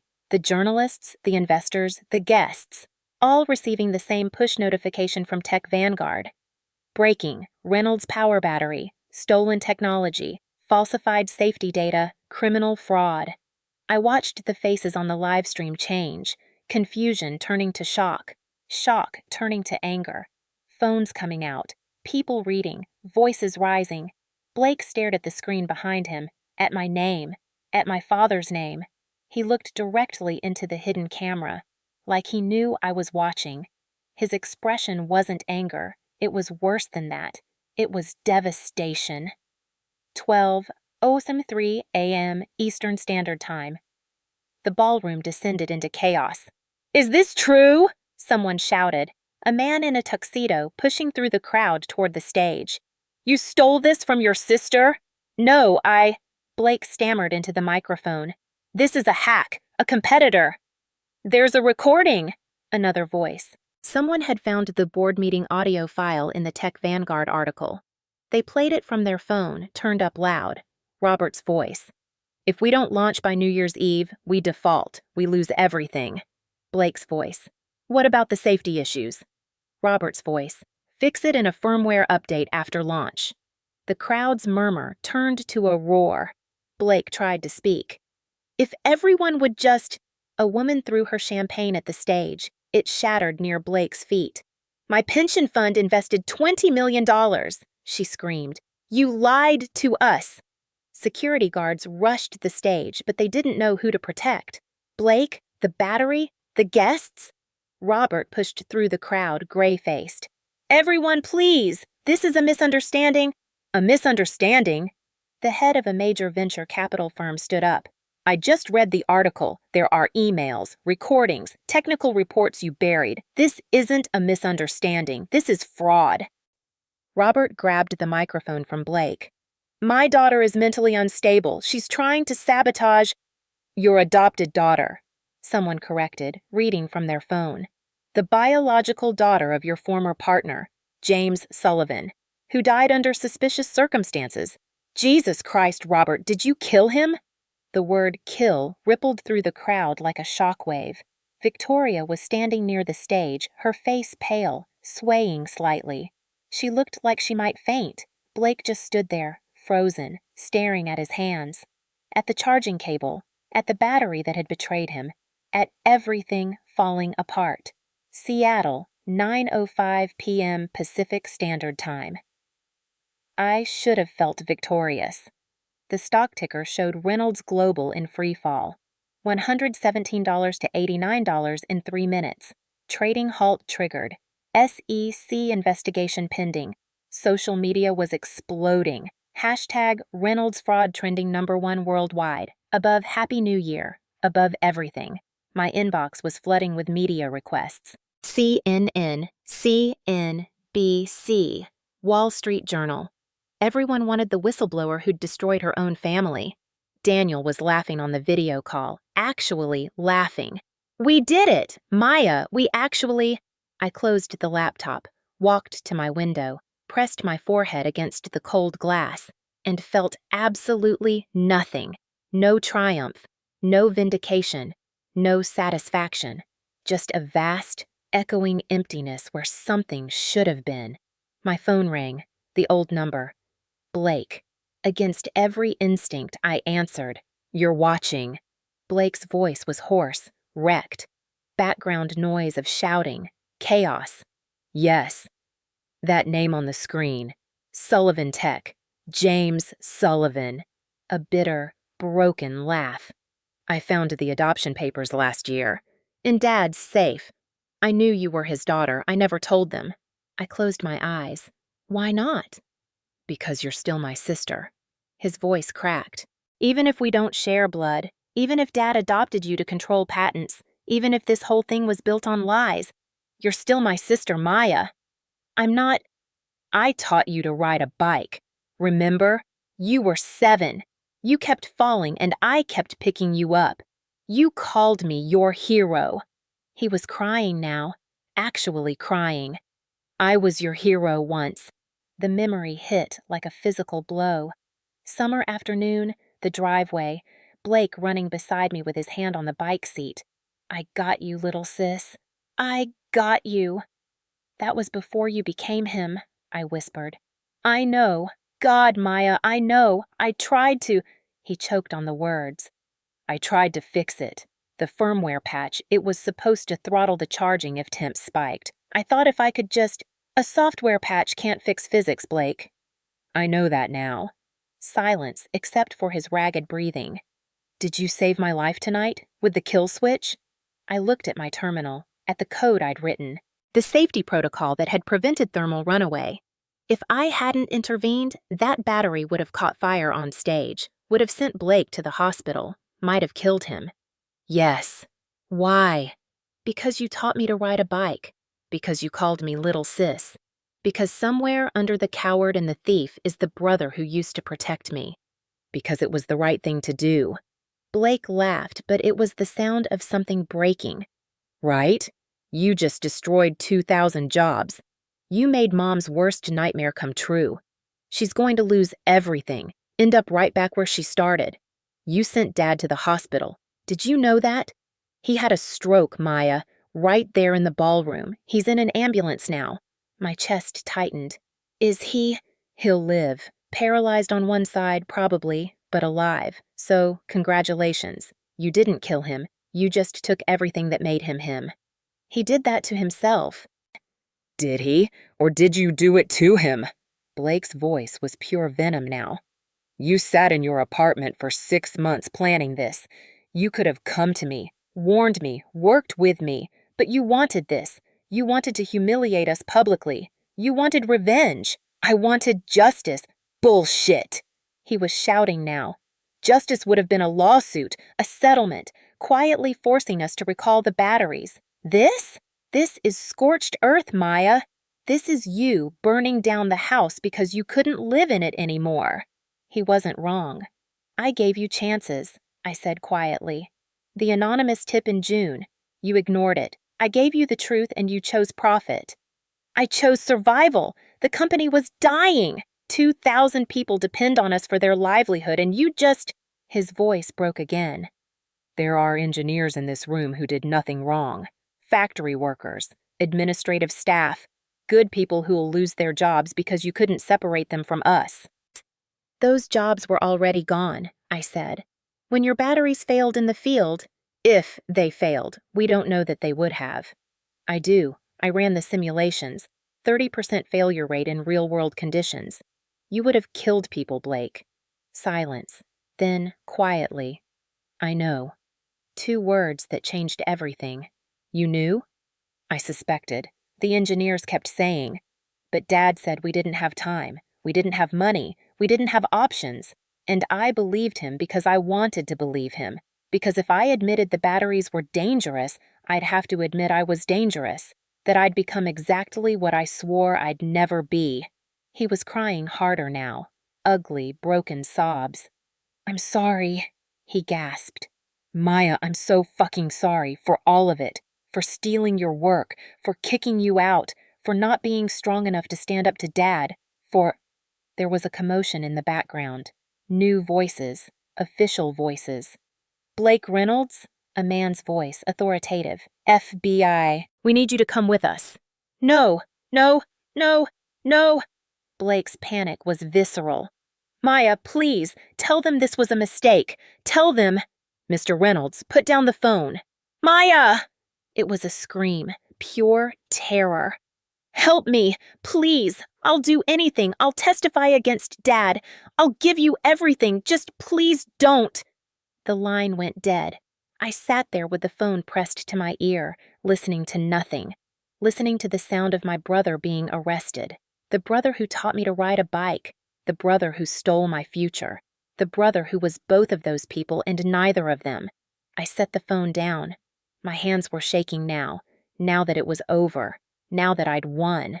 I walked to my bathroom, turned on the light, looked at my reflection. The woman staring back looked tired, hollow, like she'd burned everything around her and forgotten she needed oxygen to breathe. I made it to the toilet before I threw up. January 1st, 9:47 a.m. I woke up on my bathroom floor, my cheek pressed against cold tile. My phone was buzzing somewhere, had been buzzing for hours probably. I pulled myself up, looked in the mirror again. Same hollow woman, now with a bruise forming where my face had hit the floor.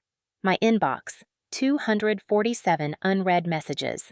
Voicemail, 64 new messages. Social media, 12,000 mentions. I ignored all of it, made coffee, burned my tongue, didn't care. Opened my laptop. The news was apocalyptic. Reynolds Global stock delisted after fraud allegations.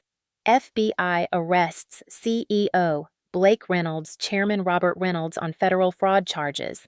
500 workers face layoffs as Reynolds manufacturing plants close. That last headline made my stomach churn again. I clicked it. The article included interviews with factory workers in Ohio. A single mother who'd worked the assembly line for 12 years. I don't care who was right or wrong, my daughter's college fund is gone. We're going to lose our house. A veteran who'd been hired fresh out of the service. They told us this was a good company, family company. We trusted them, now we got nothing. An engineer who'd tried to raise safety concerns. I'm not surprised the batteries were defective. I'm surprised it took someone from the outside to blow the whistle. We tried. We got shut down. Maybe if we'd pushed harder. I read every word, forced myself to see the faces, to know their names. These were real people, not abstractions, not collateral damage. Real people who'd done nothing wrong except work for the wrong family. My phone rang. Tyler. Boss, you okay? You haven't responded to... No. My voice was rough. I'm not okay. Silence on the other end, then... The Ohio plant workers. I know. I've been reading the articles too. How many? 517 people being laid off. The plant's in receivership. Bankruptcy courts liquidating assets. 517 families. Christmas decorations probably still up in their homes. Student loans, mortgages, medical bills. All depending on a paycheck that just evaporated. We could have done this differently, I said. Could we? If you'd gone the quiet route, lawsuit, settlement, Robert would have buried it, paid people off, made it disappear. You know that. So this was the only way? I don't know. Maybe. Does it matter? We can't go back. He was right. The bomb was detonated. The fallout was spreading. All I could do was watch. January 2nd, 2:34 p.m. Daniel called a meeting. Not a video call this time. In person. I drove to his office building, barely remembering the route. Sleep deprivation and shock had turned my brain foggy. He was waiting in the conference room with 3 lawyers and 2 financial analysts. They all stood when I entered. Maya. Daniel's smile was genuine. Congratulations. For what? For everything. He gestured to the chairs. Please, sit. We have a lot to discuss. The financial analyst pulled up a presentation. Stock charts, asset valuations, acquisition projections. Reynolds Global has filed for Chapter 7 bankruptcy, she began. Complete liquidation. The manufacturing facilities in Ohio, the R&D campus in Palo Alto, the headquarters in Manhattan, everything's going to auction. And we're buying it, Daniel said, through a series of shell companies, obviously, but we'll acquire their entire infrastructure for approximately 8 cents on the dollar. I looked at the numbers. That's $40 million. $42.3 million, the analyst corrected, plus another $15 million for the inventory and IP licenses. But given our short position profits, we made $43 million shorting their stock, Daniel interjected, which means we're acquiring the company using their own money. Poetic, no? The lawyers smiled. The analysts nodded. Everyone was very pleased with themselves. I felt sick. What about the workers? I asked. The room went quiet. What workers? One of the lawyers asked. The 500 people who just lost their jobs? Oh, he shrugged. That's the bankruptcy trustee's problem. Severance will come from the liquidation proceeds if there's anything left after secured creditors. How much severance? Maybe 3 weeks' pay? Standard bankruptcy. Give them 6 months, I said. Daniel's smile faded. Excuse me? 6 months' pay, full benefits continuation, and hiring priority when we restart manufacturing. Maya, that would cost.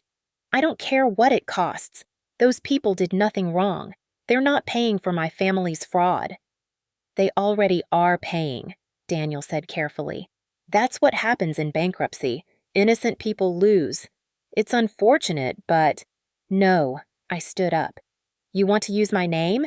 You want Sullivan Tech branded on this acquisition? Then we do it my way. 6 months severance, hiring priority, or I walk. Daniel studied me. The lawyers looked at each other nervously. You can't walk, Daniel finally said. The equity agreement gives you the right to buy me out, so do it. Buy me out. I'll take the $20 million and start over.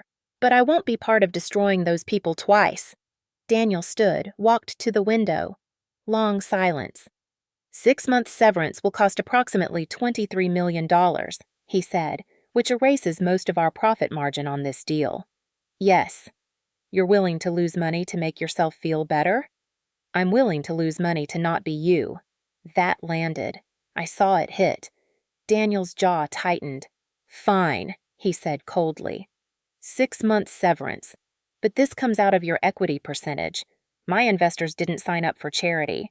Fine. And Maya? He turned to face me. This is the last time you put ethics over business. You want to run Sullivan Tech, you need to grow up. The world doesn't reward nice people. It rewards winners. Then maybe I don't want to be a winner. I walked out before he could respond. January 2nd, 11:23 p.m. I couldn't sleep again, kept scrolling through social media. The response was split down the middle, just like Kate Wilson predicted. Team Maya. She's a hero, exposing fraud that could have killed people. Whistleblowers are essential to capitalism. She did the right thing. The Reynolds family got what they deserved. Team Reynolds. She destroyed 500 jobs out of spite. That's not heroism. Family is everything. She betrayed her own blood. There are ways to handle this quietly. She chose public humiliation. Both sides were right. Both sides were wrong. I was a hero who'd destroyed lives, a whistleblower who'd wanted revenge, a truth-teller who'd enjoyed watching them fall. All of it was true. My phone buzzed. Text from Victoria's number. They took the house. Robert's in the hospital. Blake's in jail. Are you happy now? I stared at it for a long time. Typed, no. Deleted it. Typed, I'm sorry. Deleted that too. Finally typed, I'm wiring you $50,000, one time, use it to start over. Her response came immediately. I don't want your blood money. Me. Then I guess we're both getting what we deserve. I transferred the money anyway. She could take it or not. Her choice. January 3rd, 6:15 a.m. The doorbell rang. I wasn't expecting anyone. Barely remembered I had a doorbell. Opened the door to find Kate Wilson, the Tech Vanguard journalist, holding 2 coffee cups. You look terrible, she said. Thanks. Can I come in? I let her in. She looked around my apartment, the server towers, the unmade futon, the empty instant noodle cups, and nodded like it confirmed something. I've been interviewing the laid-off workers, Kate said, handing me a coffee. For a follow-up piece, The Human Cost of Corporate Fraud. Great. You should read the quotes. I've been reading them. No, I mean really read them, because it's not what you think. She pulled out her tablet. Listen to this. James Park, former quality engineer. I tried to stop this. For months. Maya Reynolds, Sullivan, did what we couldn't. She stopped them before people got hurt. My job is gone, yeah, but I can find another job. Can't find another life if one of those batteries caught fire in my kid's car. She scrolled to another quote. David Chin, thermal engineer. I'm not angry at the whistleblower. I'm angry it took a whistleblower. We failed. The system failed. She just exposed the failure. Kate set down the tablet. You're so busy flagellating yourself, you're not hearing what people are actually saying. Yes, some are angry, but a lot of them, the ones who knew what was really happening, they're grateful. Grateful to be unemployed. Grateful to be alive. Grateful their names aren't attached to a product that could have killed people. She sipped her coffee. You're not the villain here, Maya, even if you feel like one. I destroyed my family. Your family destroyed themselves. You just accelerated the inevitable. She stood, moved toward the door. The article goes live tomorrow. I'm calling it The Reckoning. I'd like to interview you for it. I don't want to. I know, but you should. Because right now, you're letting other people control your narrative. Blake's lawyer is already planting stories about the mentally unstable sister. Robert's making you out to be a vindictive child. If you don't speak, they win the PR war. She left her card on my table. After she left, I picked it up, turned it over in my hands. She was right. I'd been hiding, letting shame and guilt silence me. Maybe it was time to speak. January 15th, Federal Prosecutor's Office, Seattle. The prosecutor's office was all glass and steel, designed to project competence and authority. Assistant U.S. Attorney Jennifer Morrison looked like she'd never lost a case. Sharp suit, sharper eyes, the kind of confidence that came from evidence so overwhelming that defense attorneys usually pled out. Your testimony will be the cornerstone of our case, she said, sliding a document across the table. Fraud, knowing endangerment, securities violations. You can speak to all of it. I read through the testimony outline. It was damning, clinical, accurate. This makes Blake sound like a monster, I said. He endangered consumers for profit. That's the definition. He also tried to fix it, the firmware patch. Morrison frowned. What patch? Blake uploaded a software update that throttled charging speeds if the battery temperature rose. It wasn't enough. Software can't fix hardware, but he tried. That should be in the record. Why would you want to help him? I don't want to help him. I want the truth, the whole truth, not just the parts that support your case. Morrison leaned back. Ms. Sullivan, I understand he's your brother. Half-brother, adopted family, not blood. But your job is to testify to what you witnessed. His attempt to patch a catastrophically flawed product doesn't absolve him of creating it. I know, but it shows intent. He wasn't trying to kill people. He was trying to save a dying company. That's different than malicious fraud. Not legally. Maybe not. But morally? Yes. Morrison studied me for a long moment. You're a difficult witness. I'm an honest one. She sighed. Fine. We'll include testimony about his mitigation efforts, but it won't change the outcome. He's looking at 10 to 15 years. His father might die in prison. The words hit harder than they should have. How's Robert's health? I asked. Why do you care? Good question. Because he's still... I trailed off. Still what? Still my father? He never was. Still family? That was a lie. I don't know. I just do. Stroke left him partially paralyzed. Left side weakness, some cognitive impairment. His lawyers are arguing he's too ill for prison, asking for house arrest and home monitoring. Will they get it? Maybe. Depends on the judge. Morrison closed her folder. Maya, I need to know. Are you going to be solid on the stand? No wavering? No breaking down about family? I thought about Blake's voice on the phone, his terror, his apology. I thought about Victoria's text, about Robert on that gurney. I thought about the 500 workers who'd lost everything. I'll testify to the truth, I said. All of it, including the parts that hurt me. That's all I'm asking. January 22nd, Federal Detention Center, Manhattan. The detention center smelled like industrial cleaner and despair. I'd been through security, signed forms, been patted down, walked through metal detectors. All to sit in a gray room with a scratched table and harsh fluorescent lighting. Blake was brought in wearing an orange jumpsuit that hung loose on his frame. He'd lost weight. His hair was too long, unwashed. He had a bruise on his cheekbone, from another inmate or from falling, I didn't know. He sat down across from me. We stared at each other. You came, he finally said. Yeah.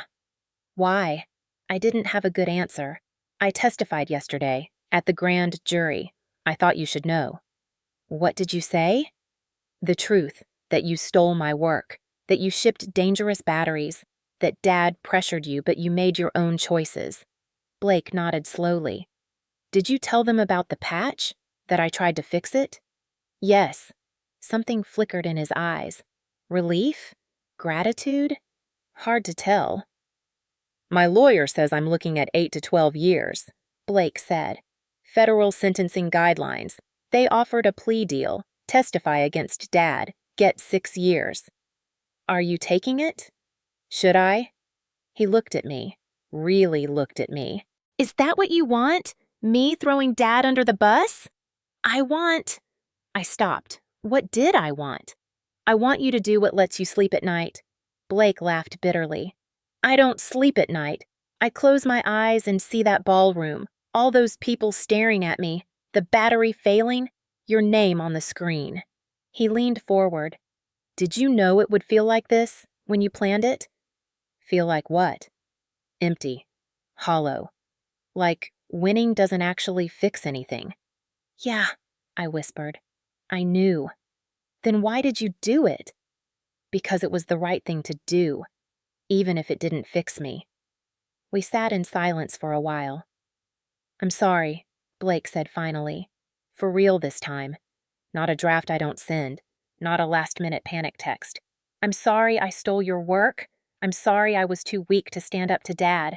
I'm sorry I let myself become exactly what I hated. I'm sorry, too, for destroying you publicly, for not giving you more chances, for enjoying it more than I should have. Did you enjoy it? I thought about that moment. The battery failing, the crowd turning, Blake's face as his world collapsed. A little, I admitted, for about 5 seconds. Then it just hurt. Blake smiled sadly. At least you're honest. A guard knocked on the door. 5 minutes. Blake nodded, looked at me. Are you going to be okay? After all this? I don't know. Are you?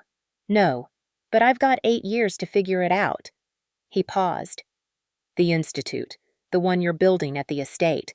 Is it really going to be for underprivileged kids? Yeah, 50 full scholarships, engineering focus, named after James Sullivan. Our real father. My real father, I corrected gently. You had Robert, for better or worse. Worse, mostly. Blake stood as the guard approached. Make it good, Maya, the institute.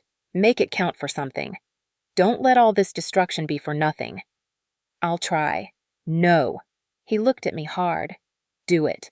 You destroyed our family's legacy. Build something better. That's how you make this worth it. The guard took his arm, led him toward the door. Blake, I called. He turned. You taught me to ride a bike when I was 7. You said, I got you, little sis. I never forgot that. His eyes filled with tears. I forgot. Somewhere along the way, I forgot who I wanted to be. Maybe you can remember. In 8 years. Maybe. The door closed behind him. I sat in the gray room for a long time after, listening to the fluorescent lights hum, wondering if either of us would ever really be okay. March 24th, Federal Courthouse, Manhattan. The courtroom was smaller than I expected. I'd imagined something grand, theatrical, mahogany panels, soaring ceilings, drama befitting the destruction of a century-old company. Instead, fluorescent lights, beige walls, uncomfortable benches that made your back ache after an hour. But the weight in the room was real enough. I sat in the gallery, 3rd row, trying to be invisible. Journalists filled the front rows, sketching because cameras weren't allowed. Behind me, I felt eyes, victims, investors, people who'd lost money or jobs or both. Some blamed Blake and Robert, some blamed me. Both were probably right. The prosecution had been methodical. 3 weeks of testimony. Engineers describing ignored safety warnings. Accountants explaining fraudulent projections. Investors detailing the lies they'd been told. And me, for 2 days, walking the jury through every technical detail, every stolen file, every warning that went unheeded. Today was verdict day. Blake was led in first, flanked by U.S. Marshals. The orange jumpsuit had been replaced with a suit. His lawyer's attempt to humanize him. It didn't quite work. He looked hollow, older than 33, like prison had carved something essential out of him. Our eyes met briefly. He gave a small nod. I nodded back. Then Robert. They'd brought him as a wheelchair. The stroke had left him partially paralyzed, though the prosecutors had argued his cognitive function was intact enough to stand trial. He looked ancient, shrunken, the man who'd terrified me my whole childhood reduced to this, a bitter old man who'd bet everything and lost. Victoria sat in the front row of the gallery across the aisle from me. We hadn't spoken since the money transfer. She'd taken it, had to, probably, but never acknowledged it. Now she sat rigid in a black dress, hands folded in her lap, staring straight ahead. She'd aged a decade in 3 months. All rise. Judge Catherine Sterling entered. She had the reputation of being brilliant and unforgiving, perfect for white-collar crime. She'd heard every excuse, seen every attempt at sympathy. Nothing moved her except the law. We sat. "Has the jury reached a verdict?" Judge Sterling asked. The forewoman stood. She was a middle school teacher, mid-50s, the kind of person who probably taught her students about ethics and consequences. Now she held a piece of paper that would define those consequences. "We have, Your Honor." "Please read the verdict."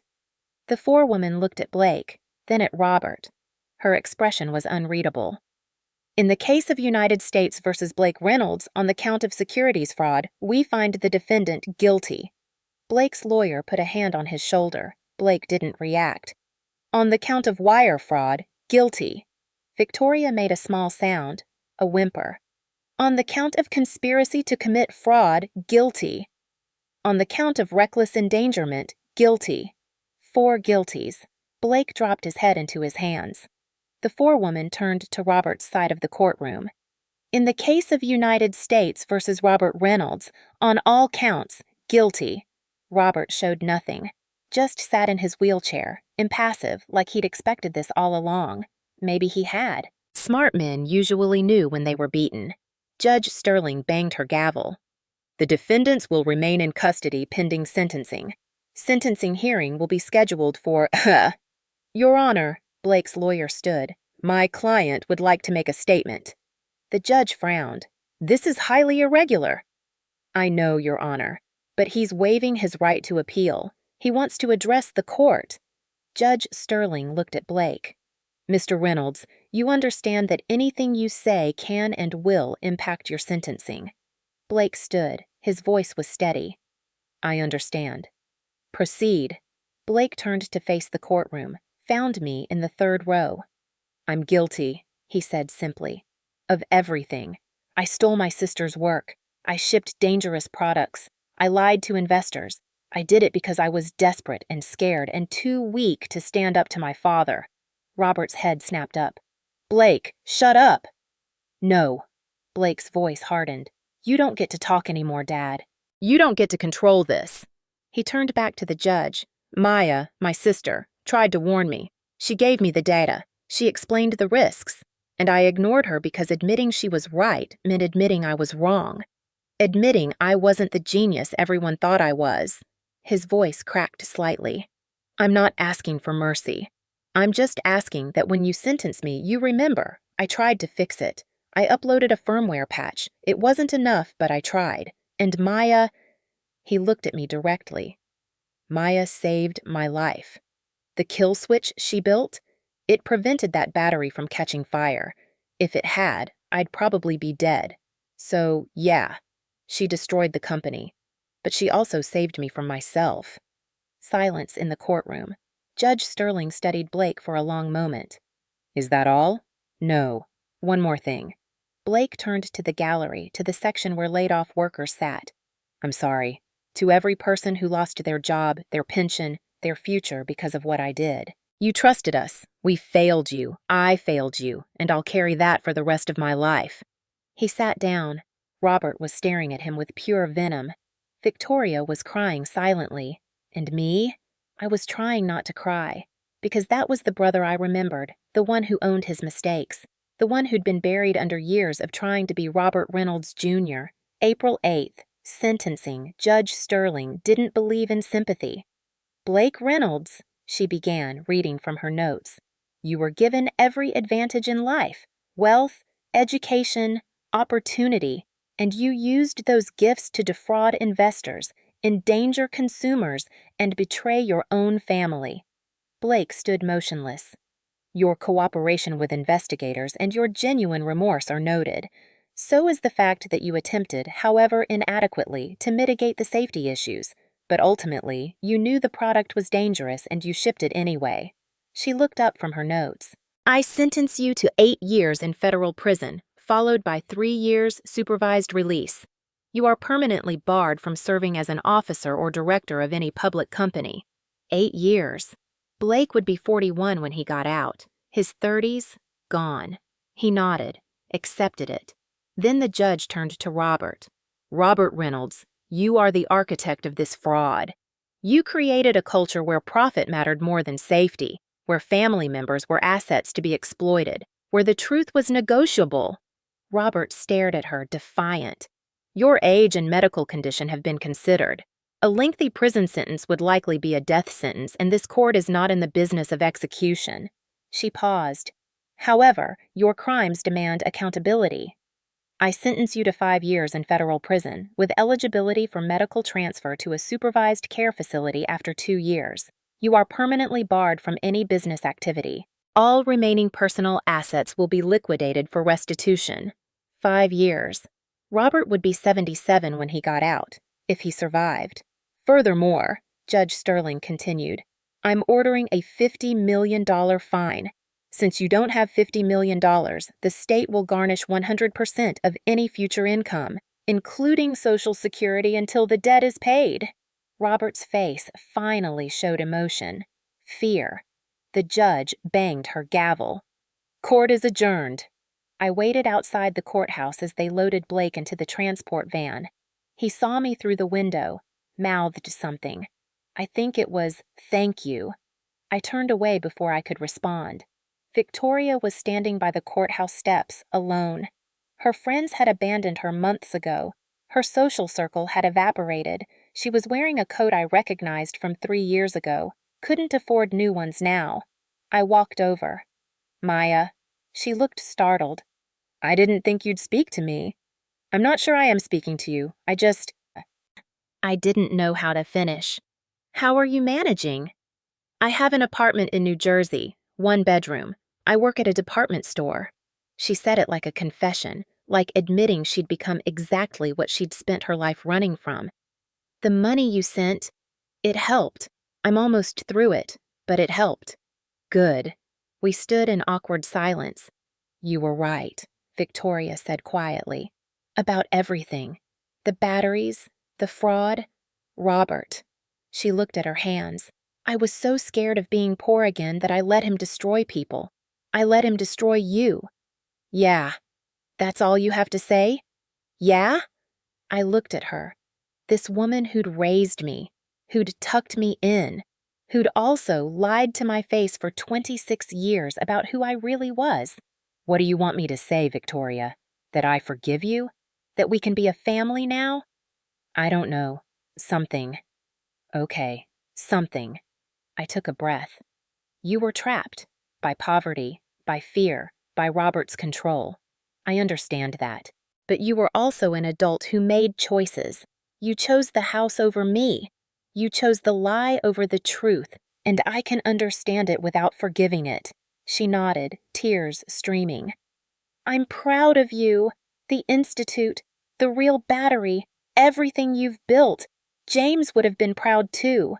Don't. My voice came out harsher than intended. Don't use his name. You never knew him. No, but I knew you. And I should have told you sooner. You were always enough. You were always brilliant and kind and better than any of us. I was just too scared to see it. She walked away before I could respond, got into a bus, a public bus, and disappeared into the city. I stood there for a long time, wondering if that was closure or just another kind of ending. April 15th, Hampton's estate. The mansion was being cleared for renovation. Construction crews everywhere ripping out walls, exposing the infrastructure. It looked like a body being autopsied, all the hidden systems revealed, no more beautiful facade. I was doing a final walkthrough of Robert's study before the demolition started. Most of his things had been seized by the bankruptcy court, but there were still papers, books, debris. I found the safe behind a false panel in the bookshelf. Classic movie cliché, but Robert had never been creative. The dial was still set to his birthday, arrogant to the end. I opened it. Inside, a single manila envelope. I'd been expecting this. Had been expecting it for months, actually. Ever since I'd started researching Robert's old partnerships and found James Sullivan's name. Ever since I'd filed the patent under Sullivan Tech and felt the rightness of it. But seeing the papers in person still hit differently. Birth certificate, baby girl Sullivan, October 14th. Mother, Elizabeth Sullivan, deceased. Father, James Sullivan. That was me. That was my real birth certificate. Death certificate, James Sullivan, October 20th. 6 days after I was born. Cause of death, single vehicle collision. The timing was too perfect, too convenient. Adoption decree. Robert and Victoria Reynolds granted full custody of Abigail Sullivan, age 6 days, following the death of her father and the prior death of her mother in childbirth. I sat down in Robert's chair. The leather was cracked now, the room smelling of dust and defeat. They'd adopted me to control the patents. James had left everything to me. His daughter, his intellectual property, his future innovations, everything. Robert couldn't steal it directly. But as my legal guardian, he could control it until I turned 25. That was the plan anyway. Except I'd filed my own patent at 26. Except I'd figured it out. Except I'd turned the tables. I pulled out my phone, called Daniel. I found the adoption papers, I said. Figured you would eventually. He didn't sound surprised. When did you suspect? 6 months before New Year's. I was researching Robert's partners, found James's name. The timing of the adoption was too convenient, so I ran a DNA test. You knew this whole time? Yeah. And you didn't tell me? Why would I? You were already using me. Didn't need to give you more ammunition. Silence on the other end. Then, fair point. I want to know about James's death, I said. The real story. Maya. You knew him. You said you went to MIT together. Tell me what really happened. A long pause. Then, come to my office. This isn't a phone conversation. April 16th. Daniel Griffin's office. 6:47 p.m. Daniel's office at sunset was all gold light and long shadows. He poured 2 glasses of whiskey without asking if I wanted one. James Sullivan was my best friend, he began, settling into his chair. We met at MIT. He was the genius. I was the businessman. We were going to change the world together. What happened? Robert happened. Daniel took a long drink. James invented an energy transfer system, early version of what eventually became Reynolds Global's foundation. It was brilliant. Robert was looking for products to commercialize. We formed a partnership. James's tech, Robert's capital, my operational expertise. And Robert did what Robert does, manipulated the contracts, made himself majority shareholder, pushed James and me out right before the company went public. James was furious, threatened to expose that Robert had stolen the core technology. So Robert killed him. Can't prove it, but yes. James's car went off the road on October 20th. Brake line failure. The mechanic who inspected it noted unusual scoring on the lines, like someone had deliberately weakened them, but the police ruled it accidental. Robert's brother-in-law was the county sheriff. I drained my whiskey. And you did nothing? I tried. Daniel's voice was bitter. I hired investigators, pushed for a reinvestigation. But I was 26, broke, going through my own legal battles with Robert. No one listened. So you spent 28 years planning revenge. Yes. Using his adopted daughter. Using his adopted daughter. Daniel agreed. Who happens to be my dead best friend's child? You think that's not complicated for me? You think I don't see James every time I look at you? I stood up, walked to the window. The city was lighting up below. Millions of lives, all interconnected, all affecting each other in ways they'd never know. You manipulated me, I said quietly. From the beginning, the funding, the encouragement, the partnership, it was all manipulation. Yes. The equity agreement, the buyback clause, you positioned yourself to profit massively while I thought we were partners. Yes. You used my father's death, my family's betrayal, my need for justice, used all of it to get your revenge. Yes. He stood, walked over. And you used me right back. You needed capital. You needed connections. You needed someone who understood how to destroy Robert Reynolds. We used each other, Maya. That's what I told you from the beginning. That doesn't make it okay. No, it just makes it honest. I turned to face him, this man who was part mentor, part manipulator, part ghost of a father I never knew. Tell me about James, not the business partner, the person. Daniel's expression softened. He was kind, brilliant, obviously, but kind in a way that's rare in our field. He believed science should serve humanity, not profit. He would have given his innovations away if I hadn't convinced him to monetize them. Would he be proud of me? For what I did? For exposing fraud? Yes. For building the real battery? Absolutely. Daniel paused. For destroying your family publicly? That's harder. James believed in redemption. He would have wanted you to give Blake more chances. Blake had chances. I know. I'm just telling you what James would have thought. He poured another whiskey. But James isn't here. You are. And you made the choices you could live with. Can I live with them, though? I stared into my glass. 500 people lost their jobs, Daniel. Real people with families. Blake's in prison. Robert's broken. Victoria's working retail at 60. And me? I'm a billionaire who can't sleep at night. So give it away. I looked at him. What? The money. Give it away. Fund the institute. Set up a trust for the laid-off workers. Endow scholarships. If the wealth makes you feel guilty, use it to fix the damage. That's too easy. It's not easy at all. It's hard as hell to let go of money once you have it. Trust me. He smiled slightly. But you're James's daughter. Kindness is in your DNA. You'll figure it out. What about you? I asked. The buyback clause. Are you executing it? Daniel studied me for a long moment. Do you want me to? I want to know if I can trust you. No, he said simply. You can't. I'm a businessman, Maya. I'll always put profit first. That's who I am. He set down his glass. But I'm also James's friend, and I promised him the day before he died that I'd look after his daughter if anything happened to him. So here's what I'm offering. I'll waive the buyback clause. You keep majority control of Sullivan Tech, but I remain a 40% partner. We build this thing together, real partnership this time, or I execute the clause, you walk away with $20 million and we never speak again. Why the change?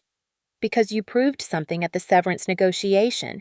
You're willing to lose money for principles. That's rare, that's valuable, and that's worth more to me than squeezing every dollar from the deal. You're saying ethics are profitable? I'm saying your ethics might be profitable, because people trust ethical companies, and trust is the ultimate competitive advantage. He extended his hand. So what do you say? Real partners? Or do we end this now? I looked at his hand, at this man who'd manipulated me, used me, but also given me the tools to fight back, who'd known my father, who'd spent 3 decades seeking justice in the only way he knew how. Real partners, I said, but I'm reading every contract from now on, with my own lawyers. I'd expect nothing less. We shook. It wasn't trust, it was detente. But maybe that was as close as people like us could get to friendship. August 15th, the Sullivan Institute for Applied Sciences, Hamptons. The mansion didn't look like the Reynolds estate anymore. The ballroom where Blake had failed spectacularly was now a lecture hall with tiered seating and state-of-the-art projection systems. The East Wing guest rooms were dormitories. The wine cellar, my old laboratory, was now a proper research facility with ventilation, safety equipment, and space for 20 students to work simultaneously. Most importantly, The weight was gone. The oppressive sense of being in a mausoleum of lies. Now it just felt like a building, a tool, a place where the future could be built. 50 students had been selected from 5,000 applications. Kids from inner cities, rural towns, immigrant families. Kids who'd taught themselves calculus on library computers, who'd built robots from scavenged parts, who had the talent but not the resources. Today was orientation, move-in day, the beginning. I stood at the main entrance watching families arrive, a mother crying as she hugged her daughter goodbye, a father taking photos of everything, siblings both excited and jealous, normal people, doing normal things, in a house that had been anything but normal. "Dr. Sullivan," I turned. A girl, 17, South Asian, carrying a duffel bag and looking nervous. "Just Maya," I said. "We don't do formal here." "I'm Priya, first year. I just wanted to say," she hesitated, "thank you. For this place, for the scholarship. My parents couldn't afford college. I was going to work at my uncle's restaurant. Now I'm going to study engineering." "You're going to do more than study," I said. "You're going to build the future. That's what this place is for." She smiled and headed inside. More students arrived, more families, more futures unlocking. Tyler appeared at my elbow. "Boss, sorry Maya, the press is here. You ready?" I'd been avoiding the press for months, but today was different. Today was about the students, not me. "Yeah, let's do this." The press conference was in the converted ballroom. Cameras, reporters, the whole apparatus of media attention. I stood at a podium where Blake had stood 8 months ago. The difference was, I was telling the truth. The Sullivan Institute exists because my father, James Sullivan, believed science should serve humanity. I began. He died before he could see that vision realized. This place realizes it. I gestured to the students filing in behind me. 50 students, full scholarships, 4-year program in engineering, renewable energy, and applied sciences. Not just education, mentorship, research opportunities, job placement. We're not just teaching them, we're launching them.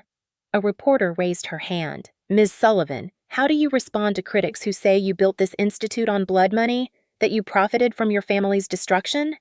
"Fair question." "They're right," I said. "I did profit. The short positions against Reynolds Global netted millions, and I'm using every dollar to fund this place, plus a trust for laid-off workers, plus scholarships at other institutions. The money that came from destruction? It's going toward creation. That's the only redemption I can offer." Another reporter. "Do you have any contact with your family? Blake, Victoria, Robert?" "Limited. I visited Blake once in prison. He's trying to become better than he was. I respect that." I paused. "Victoria and I communicate occasionally.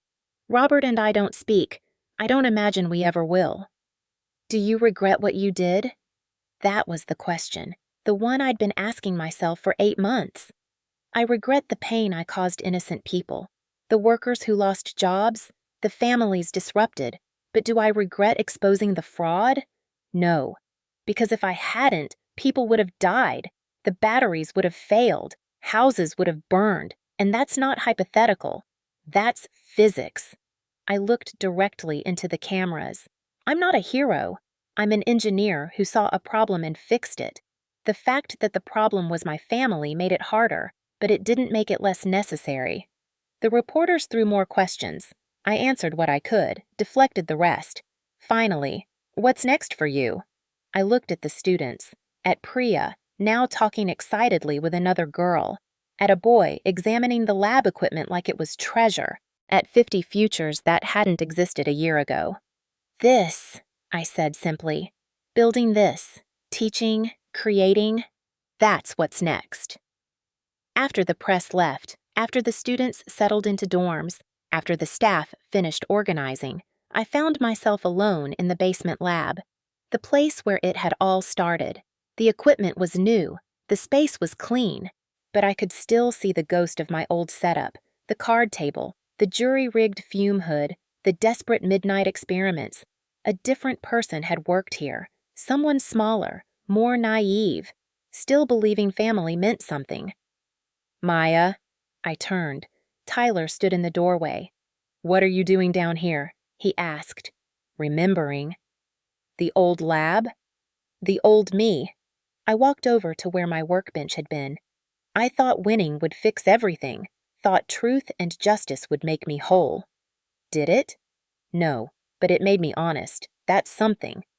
Tyler sat on one of the new workbenches. For what it's worth, you did the right thing. It was messy and painful and complicated, but it was right. How do you know? Because I'm here. Because 50 kids are upstairs getting opportunities they wouldn't have had. Because dangerous batteries aren't on the market. Because the truth came out. He smiled. The right thing usually is messy and painful. That's how you know it's right. My phone buzzed. Text from an unknown number. First day at prison education program. Teaching other inmates basic math. It's something. Thanks for the recommendation letter. B. I'd written a letter to the prison education coordinator, explaining Blake's strengths, suggesting he could tutor. It wasn't forgiveness. It was acknowledgement that people could be more than their worst actions. I texted back. Good. Keep at it. Blake. Institute looks amazing. Saw the press coverage. James would be proud. Me. I hope so. Blake. I know so. You're everything he hoped you'd be. Everything I wasn't. Me. You have time to become something. 8 years. Use them. Blake. I'm trying. It's hard. But I'm trying. That was all any of us could do. Try. December 31st. 1 year later. Vance Tower Rooftop, Seattle. The rain had stopped. Miracle of miracles, Seattle was clear on New Year's Eve. I stood on the rooftop of Vance Tower. Daniel had renamed it after my father, looking out at the city. 1 year exactly since I'd pressed enter and changed everything. The numbers were impressive. Sullivan Tech now worth $1.8 billion. Navy contract for battery technology. Partnerships with 3 major automakers. The Institute's first class thriving. Priya had just published her first research paper at 17. I was worth, on paper, about $600 million. I'd given away $200 million already. Trust fund for displaced workers. Scholarships, research grants. Daniel had been right. Giving it away didn't make the guilt disappear, but it transmuted it into something useful. I wasn't happy, but I was present, engaged, building something that mattered. My phone rang. Victoria. We talked once a month now. Careful conversations, circling the damage, neither of us quite ready to address it directly. Maya, Happy New Year. You too. How are you? She paused. I'm okay. I got promoted to department manager. It's not much, but it's honest work. I'm good at it, actually. Better than I was at being Mrs. Reynolds. That's good. I just wanted to say, I'm proud of you. The Institute, the company, everything James would have wanted. There it was again. James, the father I never knew becoming more real than the family I'd grown up with. Thank you. And Maya? I'm sorry. I know I've said it before, but I mean it. I was weak when I should have been strong, selfish when I should have been loving. You deserved better. Yeah, I said softly. I did. Can you ever forgive me? Could I? I'd been asking myself that for a year. I don't know, I admitted. Maybe, someday, but not today. That's fair. She was crying. That's more than fair. Happy New Year, Maya. Happy New Year. The elevator dinged. I turned, expecting Daniel. We had plans to watch fireworks, toast the new year professionally, if not personally. Instead, Blake. I froze. They let you out? Good behavior. Early release. He looked different. Prison had carved away the softness. He was thinner, harder, but something in his eyes was clearer. I have 3 more years on supervised release, but I'm out. Why are you here? Tyler told me where to find you. Blake walked to the railing, kept a respectful distance. I wanted to see you before the year turned. Felt right. We stood in silence, watching the city light up below. I've been in therapy, Blake said. Court mandated, but actually helpful. Lot of unpacking. Lot of realizing how fucked up our family was. Our family? Sorry, my family. Your prison. He smiled sadly. Semantics. Why are you really here, Blake? He pulled out a piece of paper, unfolded it carefully. Job application for entry-level engineer position at the Institute. He held it out. Tyler said you had an opening, lab assistant, basic stuff. I know I'm not qualified. I know I have no right to ask, but I want to learn. Actually learn, not fake it, not charm my way through. Really understand the science. I took the application, scanned it. It was thorough, honest, listed his conviction, his prison record, everything. You want to work for me? I want to work with you, if you'll have me. He met my eyes. I know I don't deserve it. I know I destroyed your trust, but I've had 5 years to think about who I want to be, and I want to be someone who builds things, who creates, who actually earns what he has. And you think I can teach you that? I think you're the only one who can. I stared at the application, at my brother, half-brother, adopted brother, whatever, asking for a chance he absolutely did not deserve. The pay is minimum wage, I said. The work is grunt labor. You'll be cleaning equipment, running errands, doing the unglamorous parts of engineering, and everyone there will know who you are, what you did. I know. And I won't cut you any slack. You screw up, you're gone. You lie, you're gone. You cut corners, you're gone. I understand. Why should I believe you'll be different? Blake thought about that. You shouldn't. I haven't earned that. All I can tell you is I'm tired of being the person I was, and I'd rather fail trying to be better than succeed at being him. The fireworks started. Great blooms of color over the Space Needle reflecting off the water. The crowd below cheered. A new year, new chances, new beginnings. I looked at Blake. At this person who'd stolen from me, betrayed me, destroyed my work, who'd also taught me to ride a bike, called me little sis, tried, however pathetically, to fix his mistakes. People weren't simple. They were contradictions. They were capable of terrible things and beautiful things, sometimes in the same breath. Okay, I said. Blake's eyes widened. Okay? Okay, you start January 15th, probationary period, 3 months. We'll see if you can actually show up and do the work. Maya, his voice broke. Thank you. Thank you, I won't. Don't thank me yet. Wait until you've spent 3 months washing beakers and maintaining equipment. You might hate it. I won't. I promise I won't. We'll see. The elevator dinged again. This time it was Daniel, carrying a bottle of champagne and 2 glasses. He saw Blake and stopped. Should I come back? No, I said. Stay. Blake was just leaving. Blake nodded, turned to go, paused. Maya, one more thing. Yeah? Mom wants to have dinner, the 3 of us. She knows it's a lot to ask, but she's asking anyway. Next month, maybe?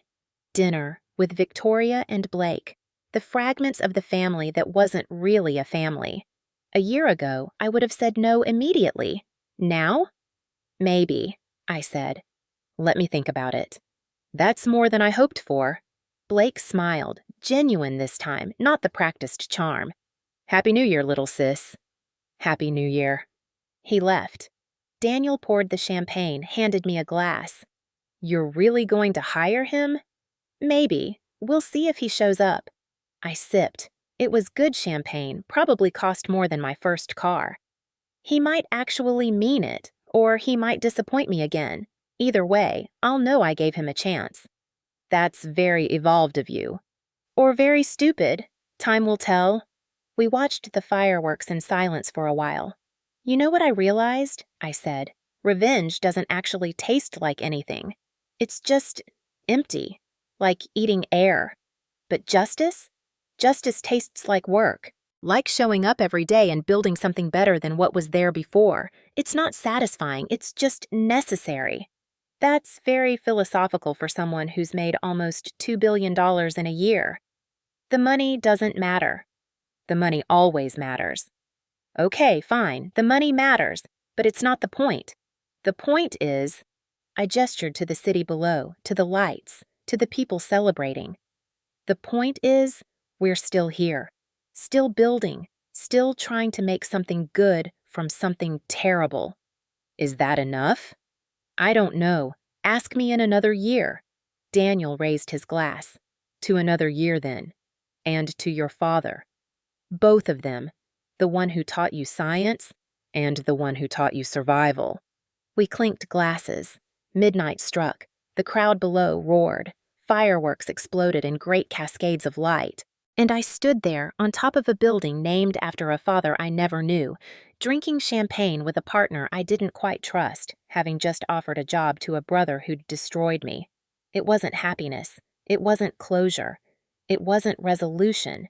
It was just forward. One step at a time. My phone buzzed. Text from Tyler.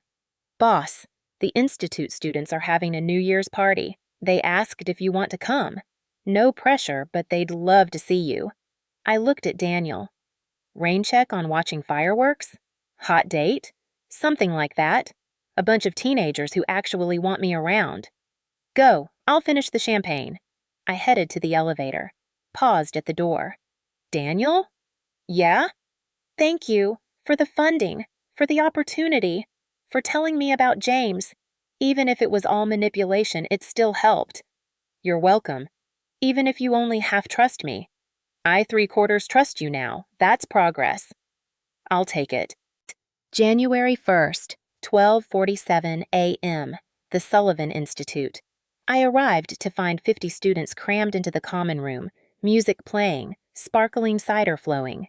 They'd strung up lights, made a banner that said Happy New Year in different languages.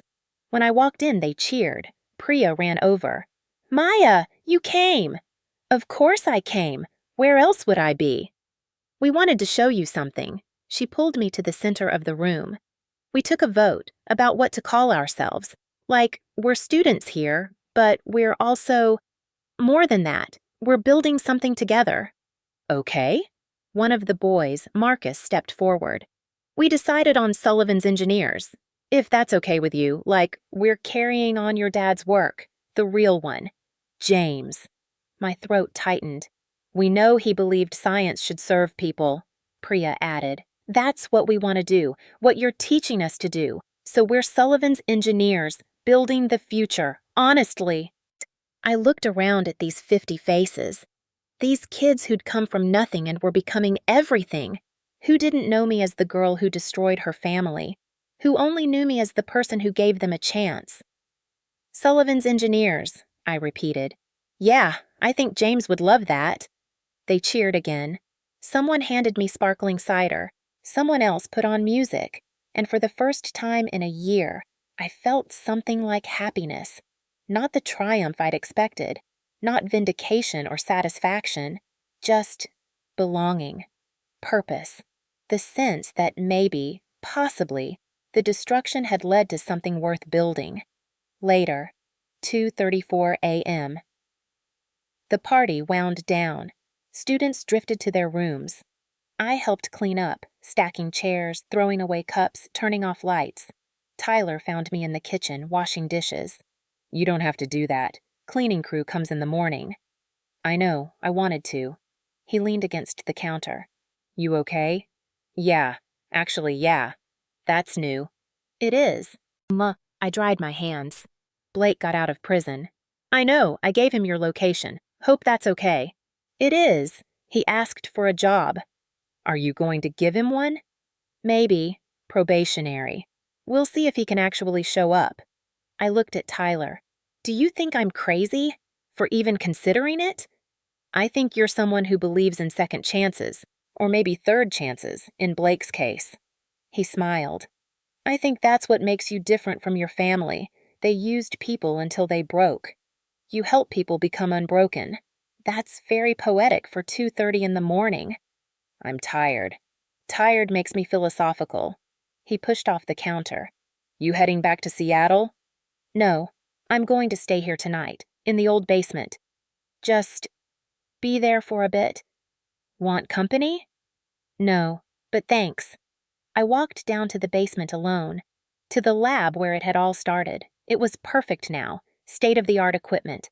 Proper ventilation. Everything a young engineer could need. But I could still see the ghost of my old setup, the card table, the borrowed equipment, the desperation.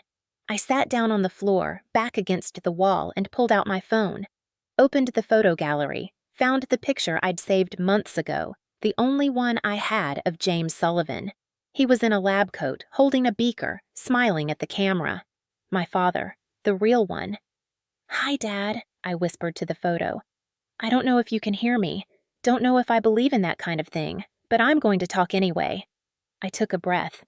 I destroyed them. Robert, Blake, the whole empire you helped build. I know you probably would have wanted me to be more forgiving. Victoria said you believed in redemption. But they were hurting people, Dad. They would have kept hurting people, so I stopped them. Tears ran down my face. And it cost me everything. My family, my innocence, my certainty.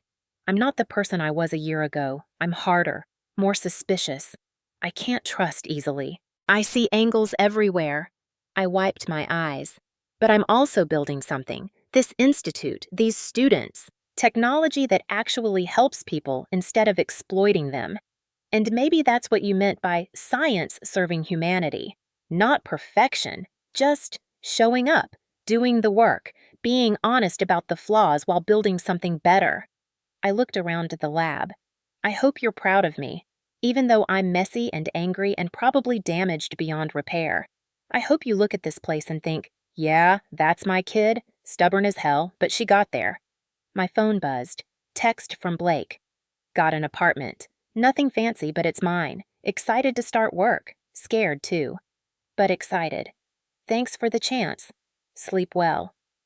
I stared at the message for a long time, then typed, "See you January 15th. Don't be late." Set the phone down. Looked at James's photo one more time. I'm going to try, Dad. To be better than them. To build instead of destroy. To give people chances even when they don't deserve them, because maybe that's what being Sullivan's daughter means. Not perfection, just persistence. I stood up, turned off the lights, walked upstairs to the world I'd destroyed and rebuilt. It wasn't perfect. It was complicated and painful and still healing. But it was honest, and maybe honest was enough.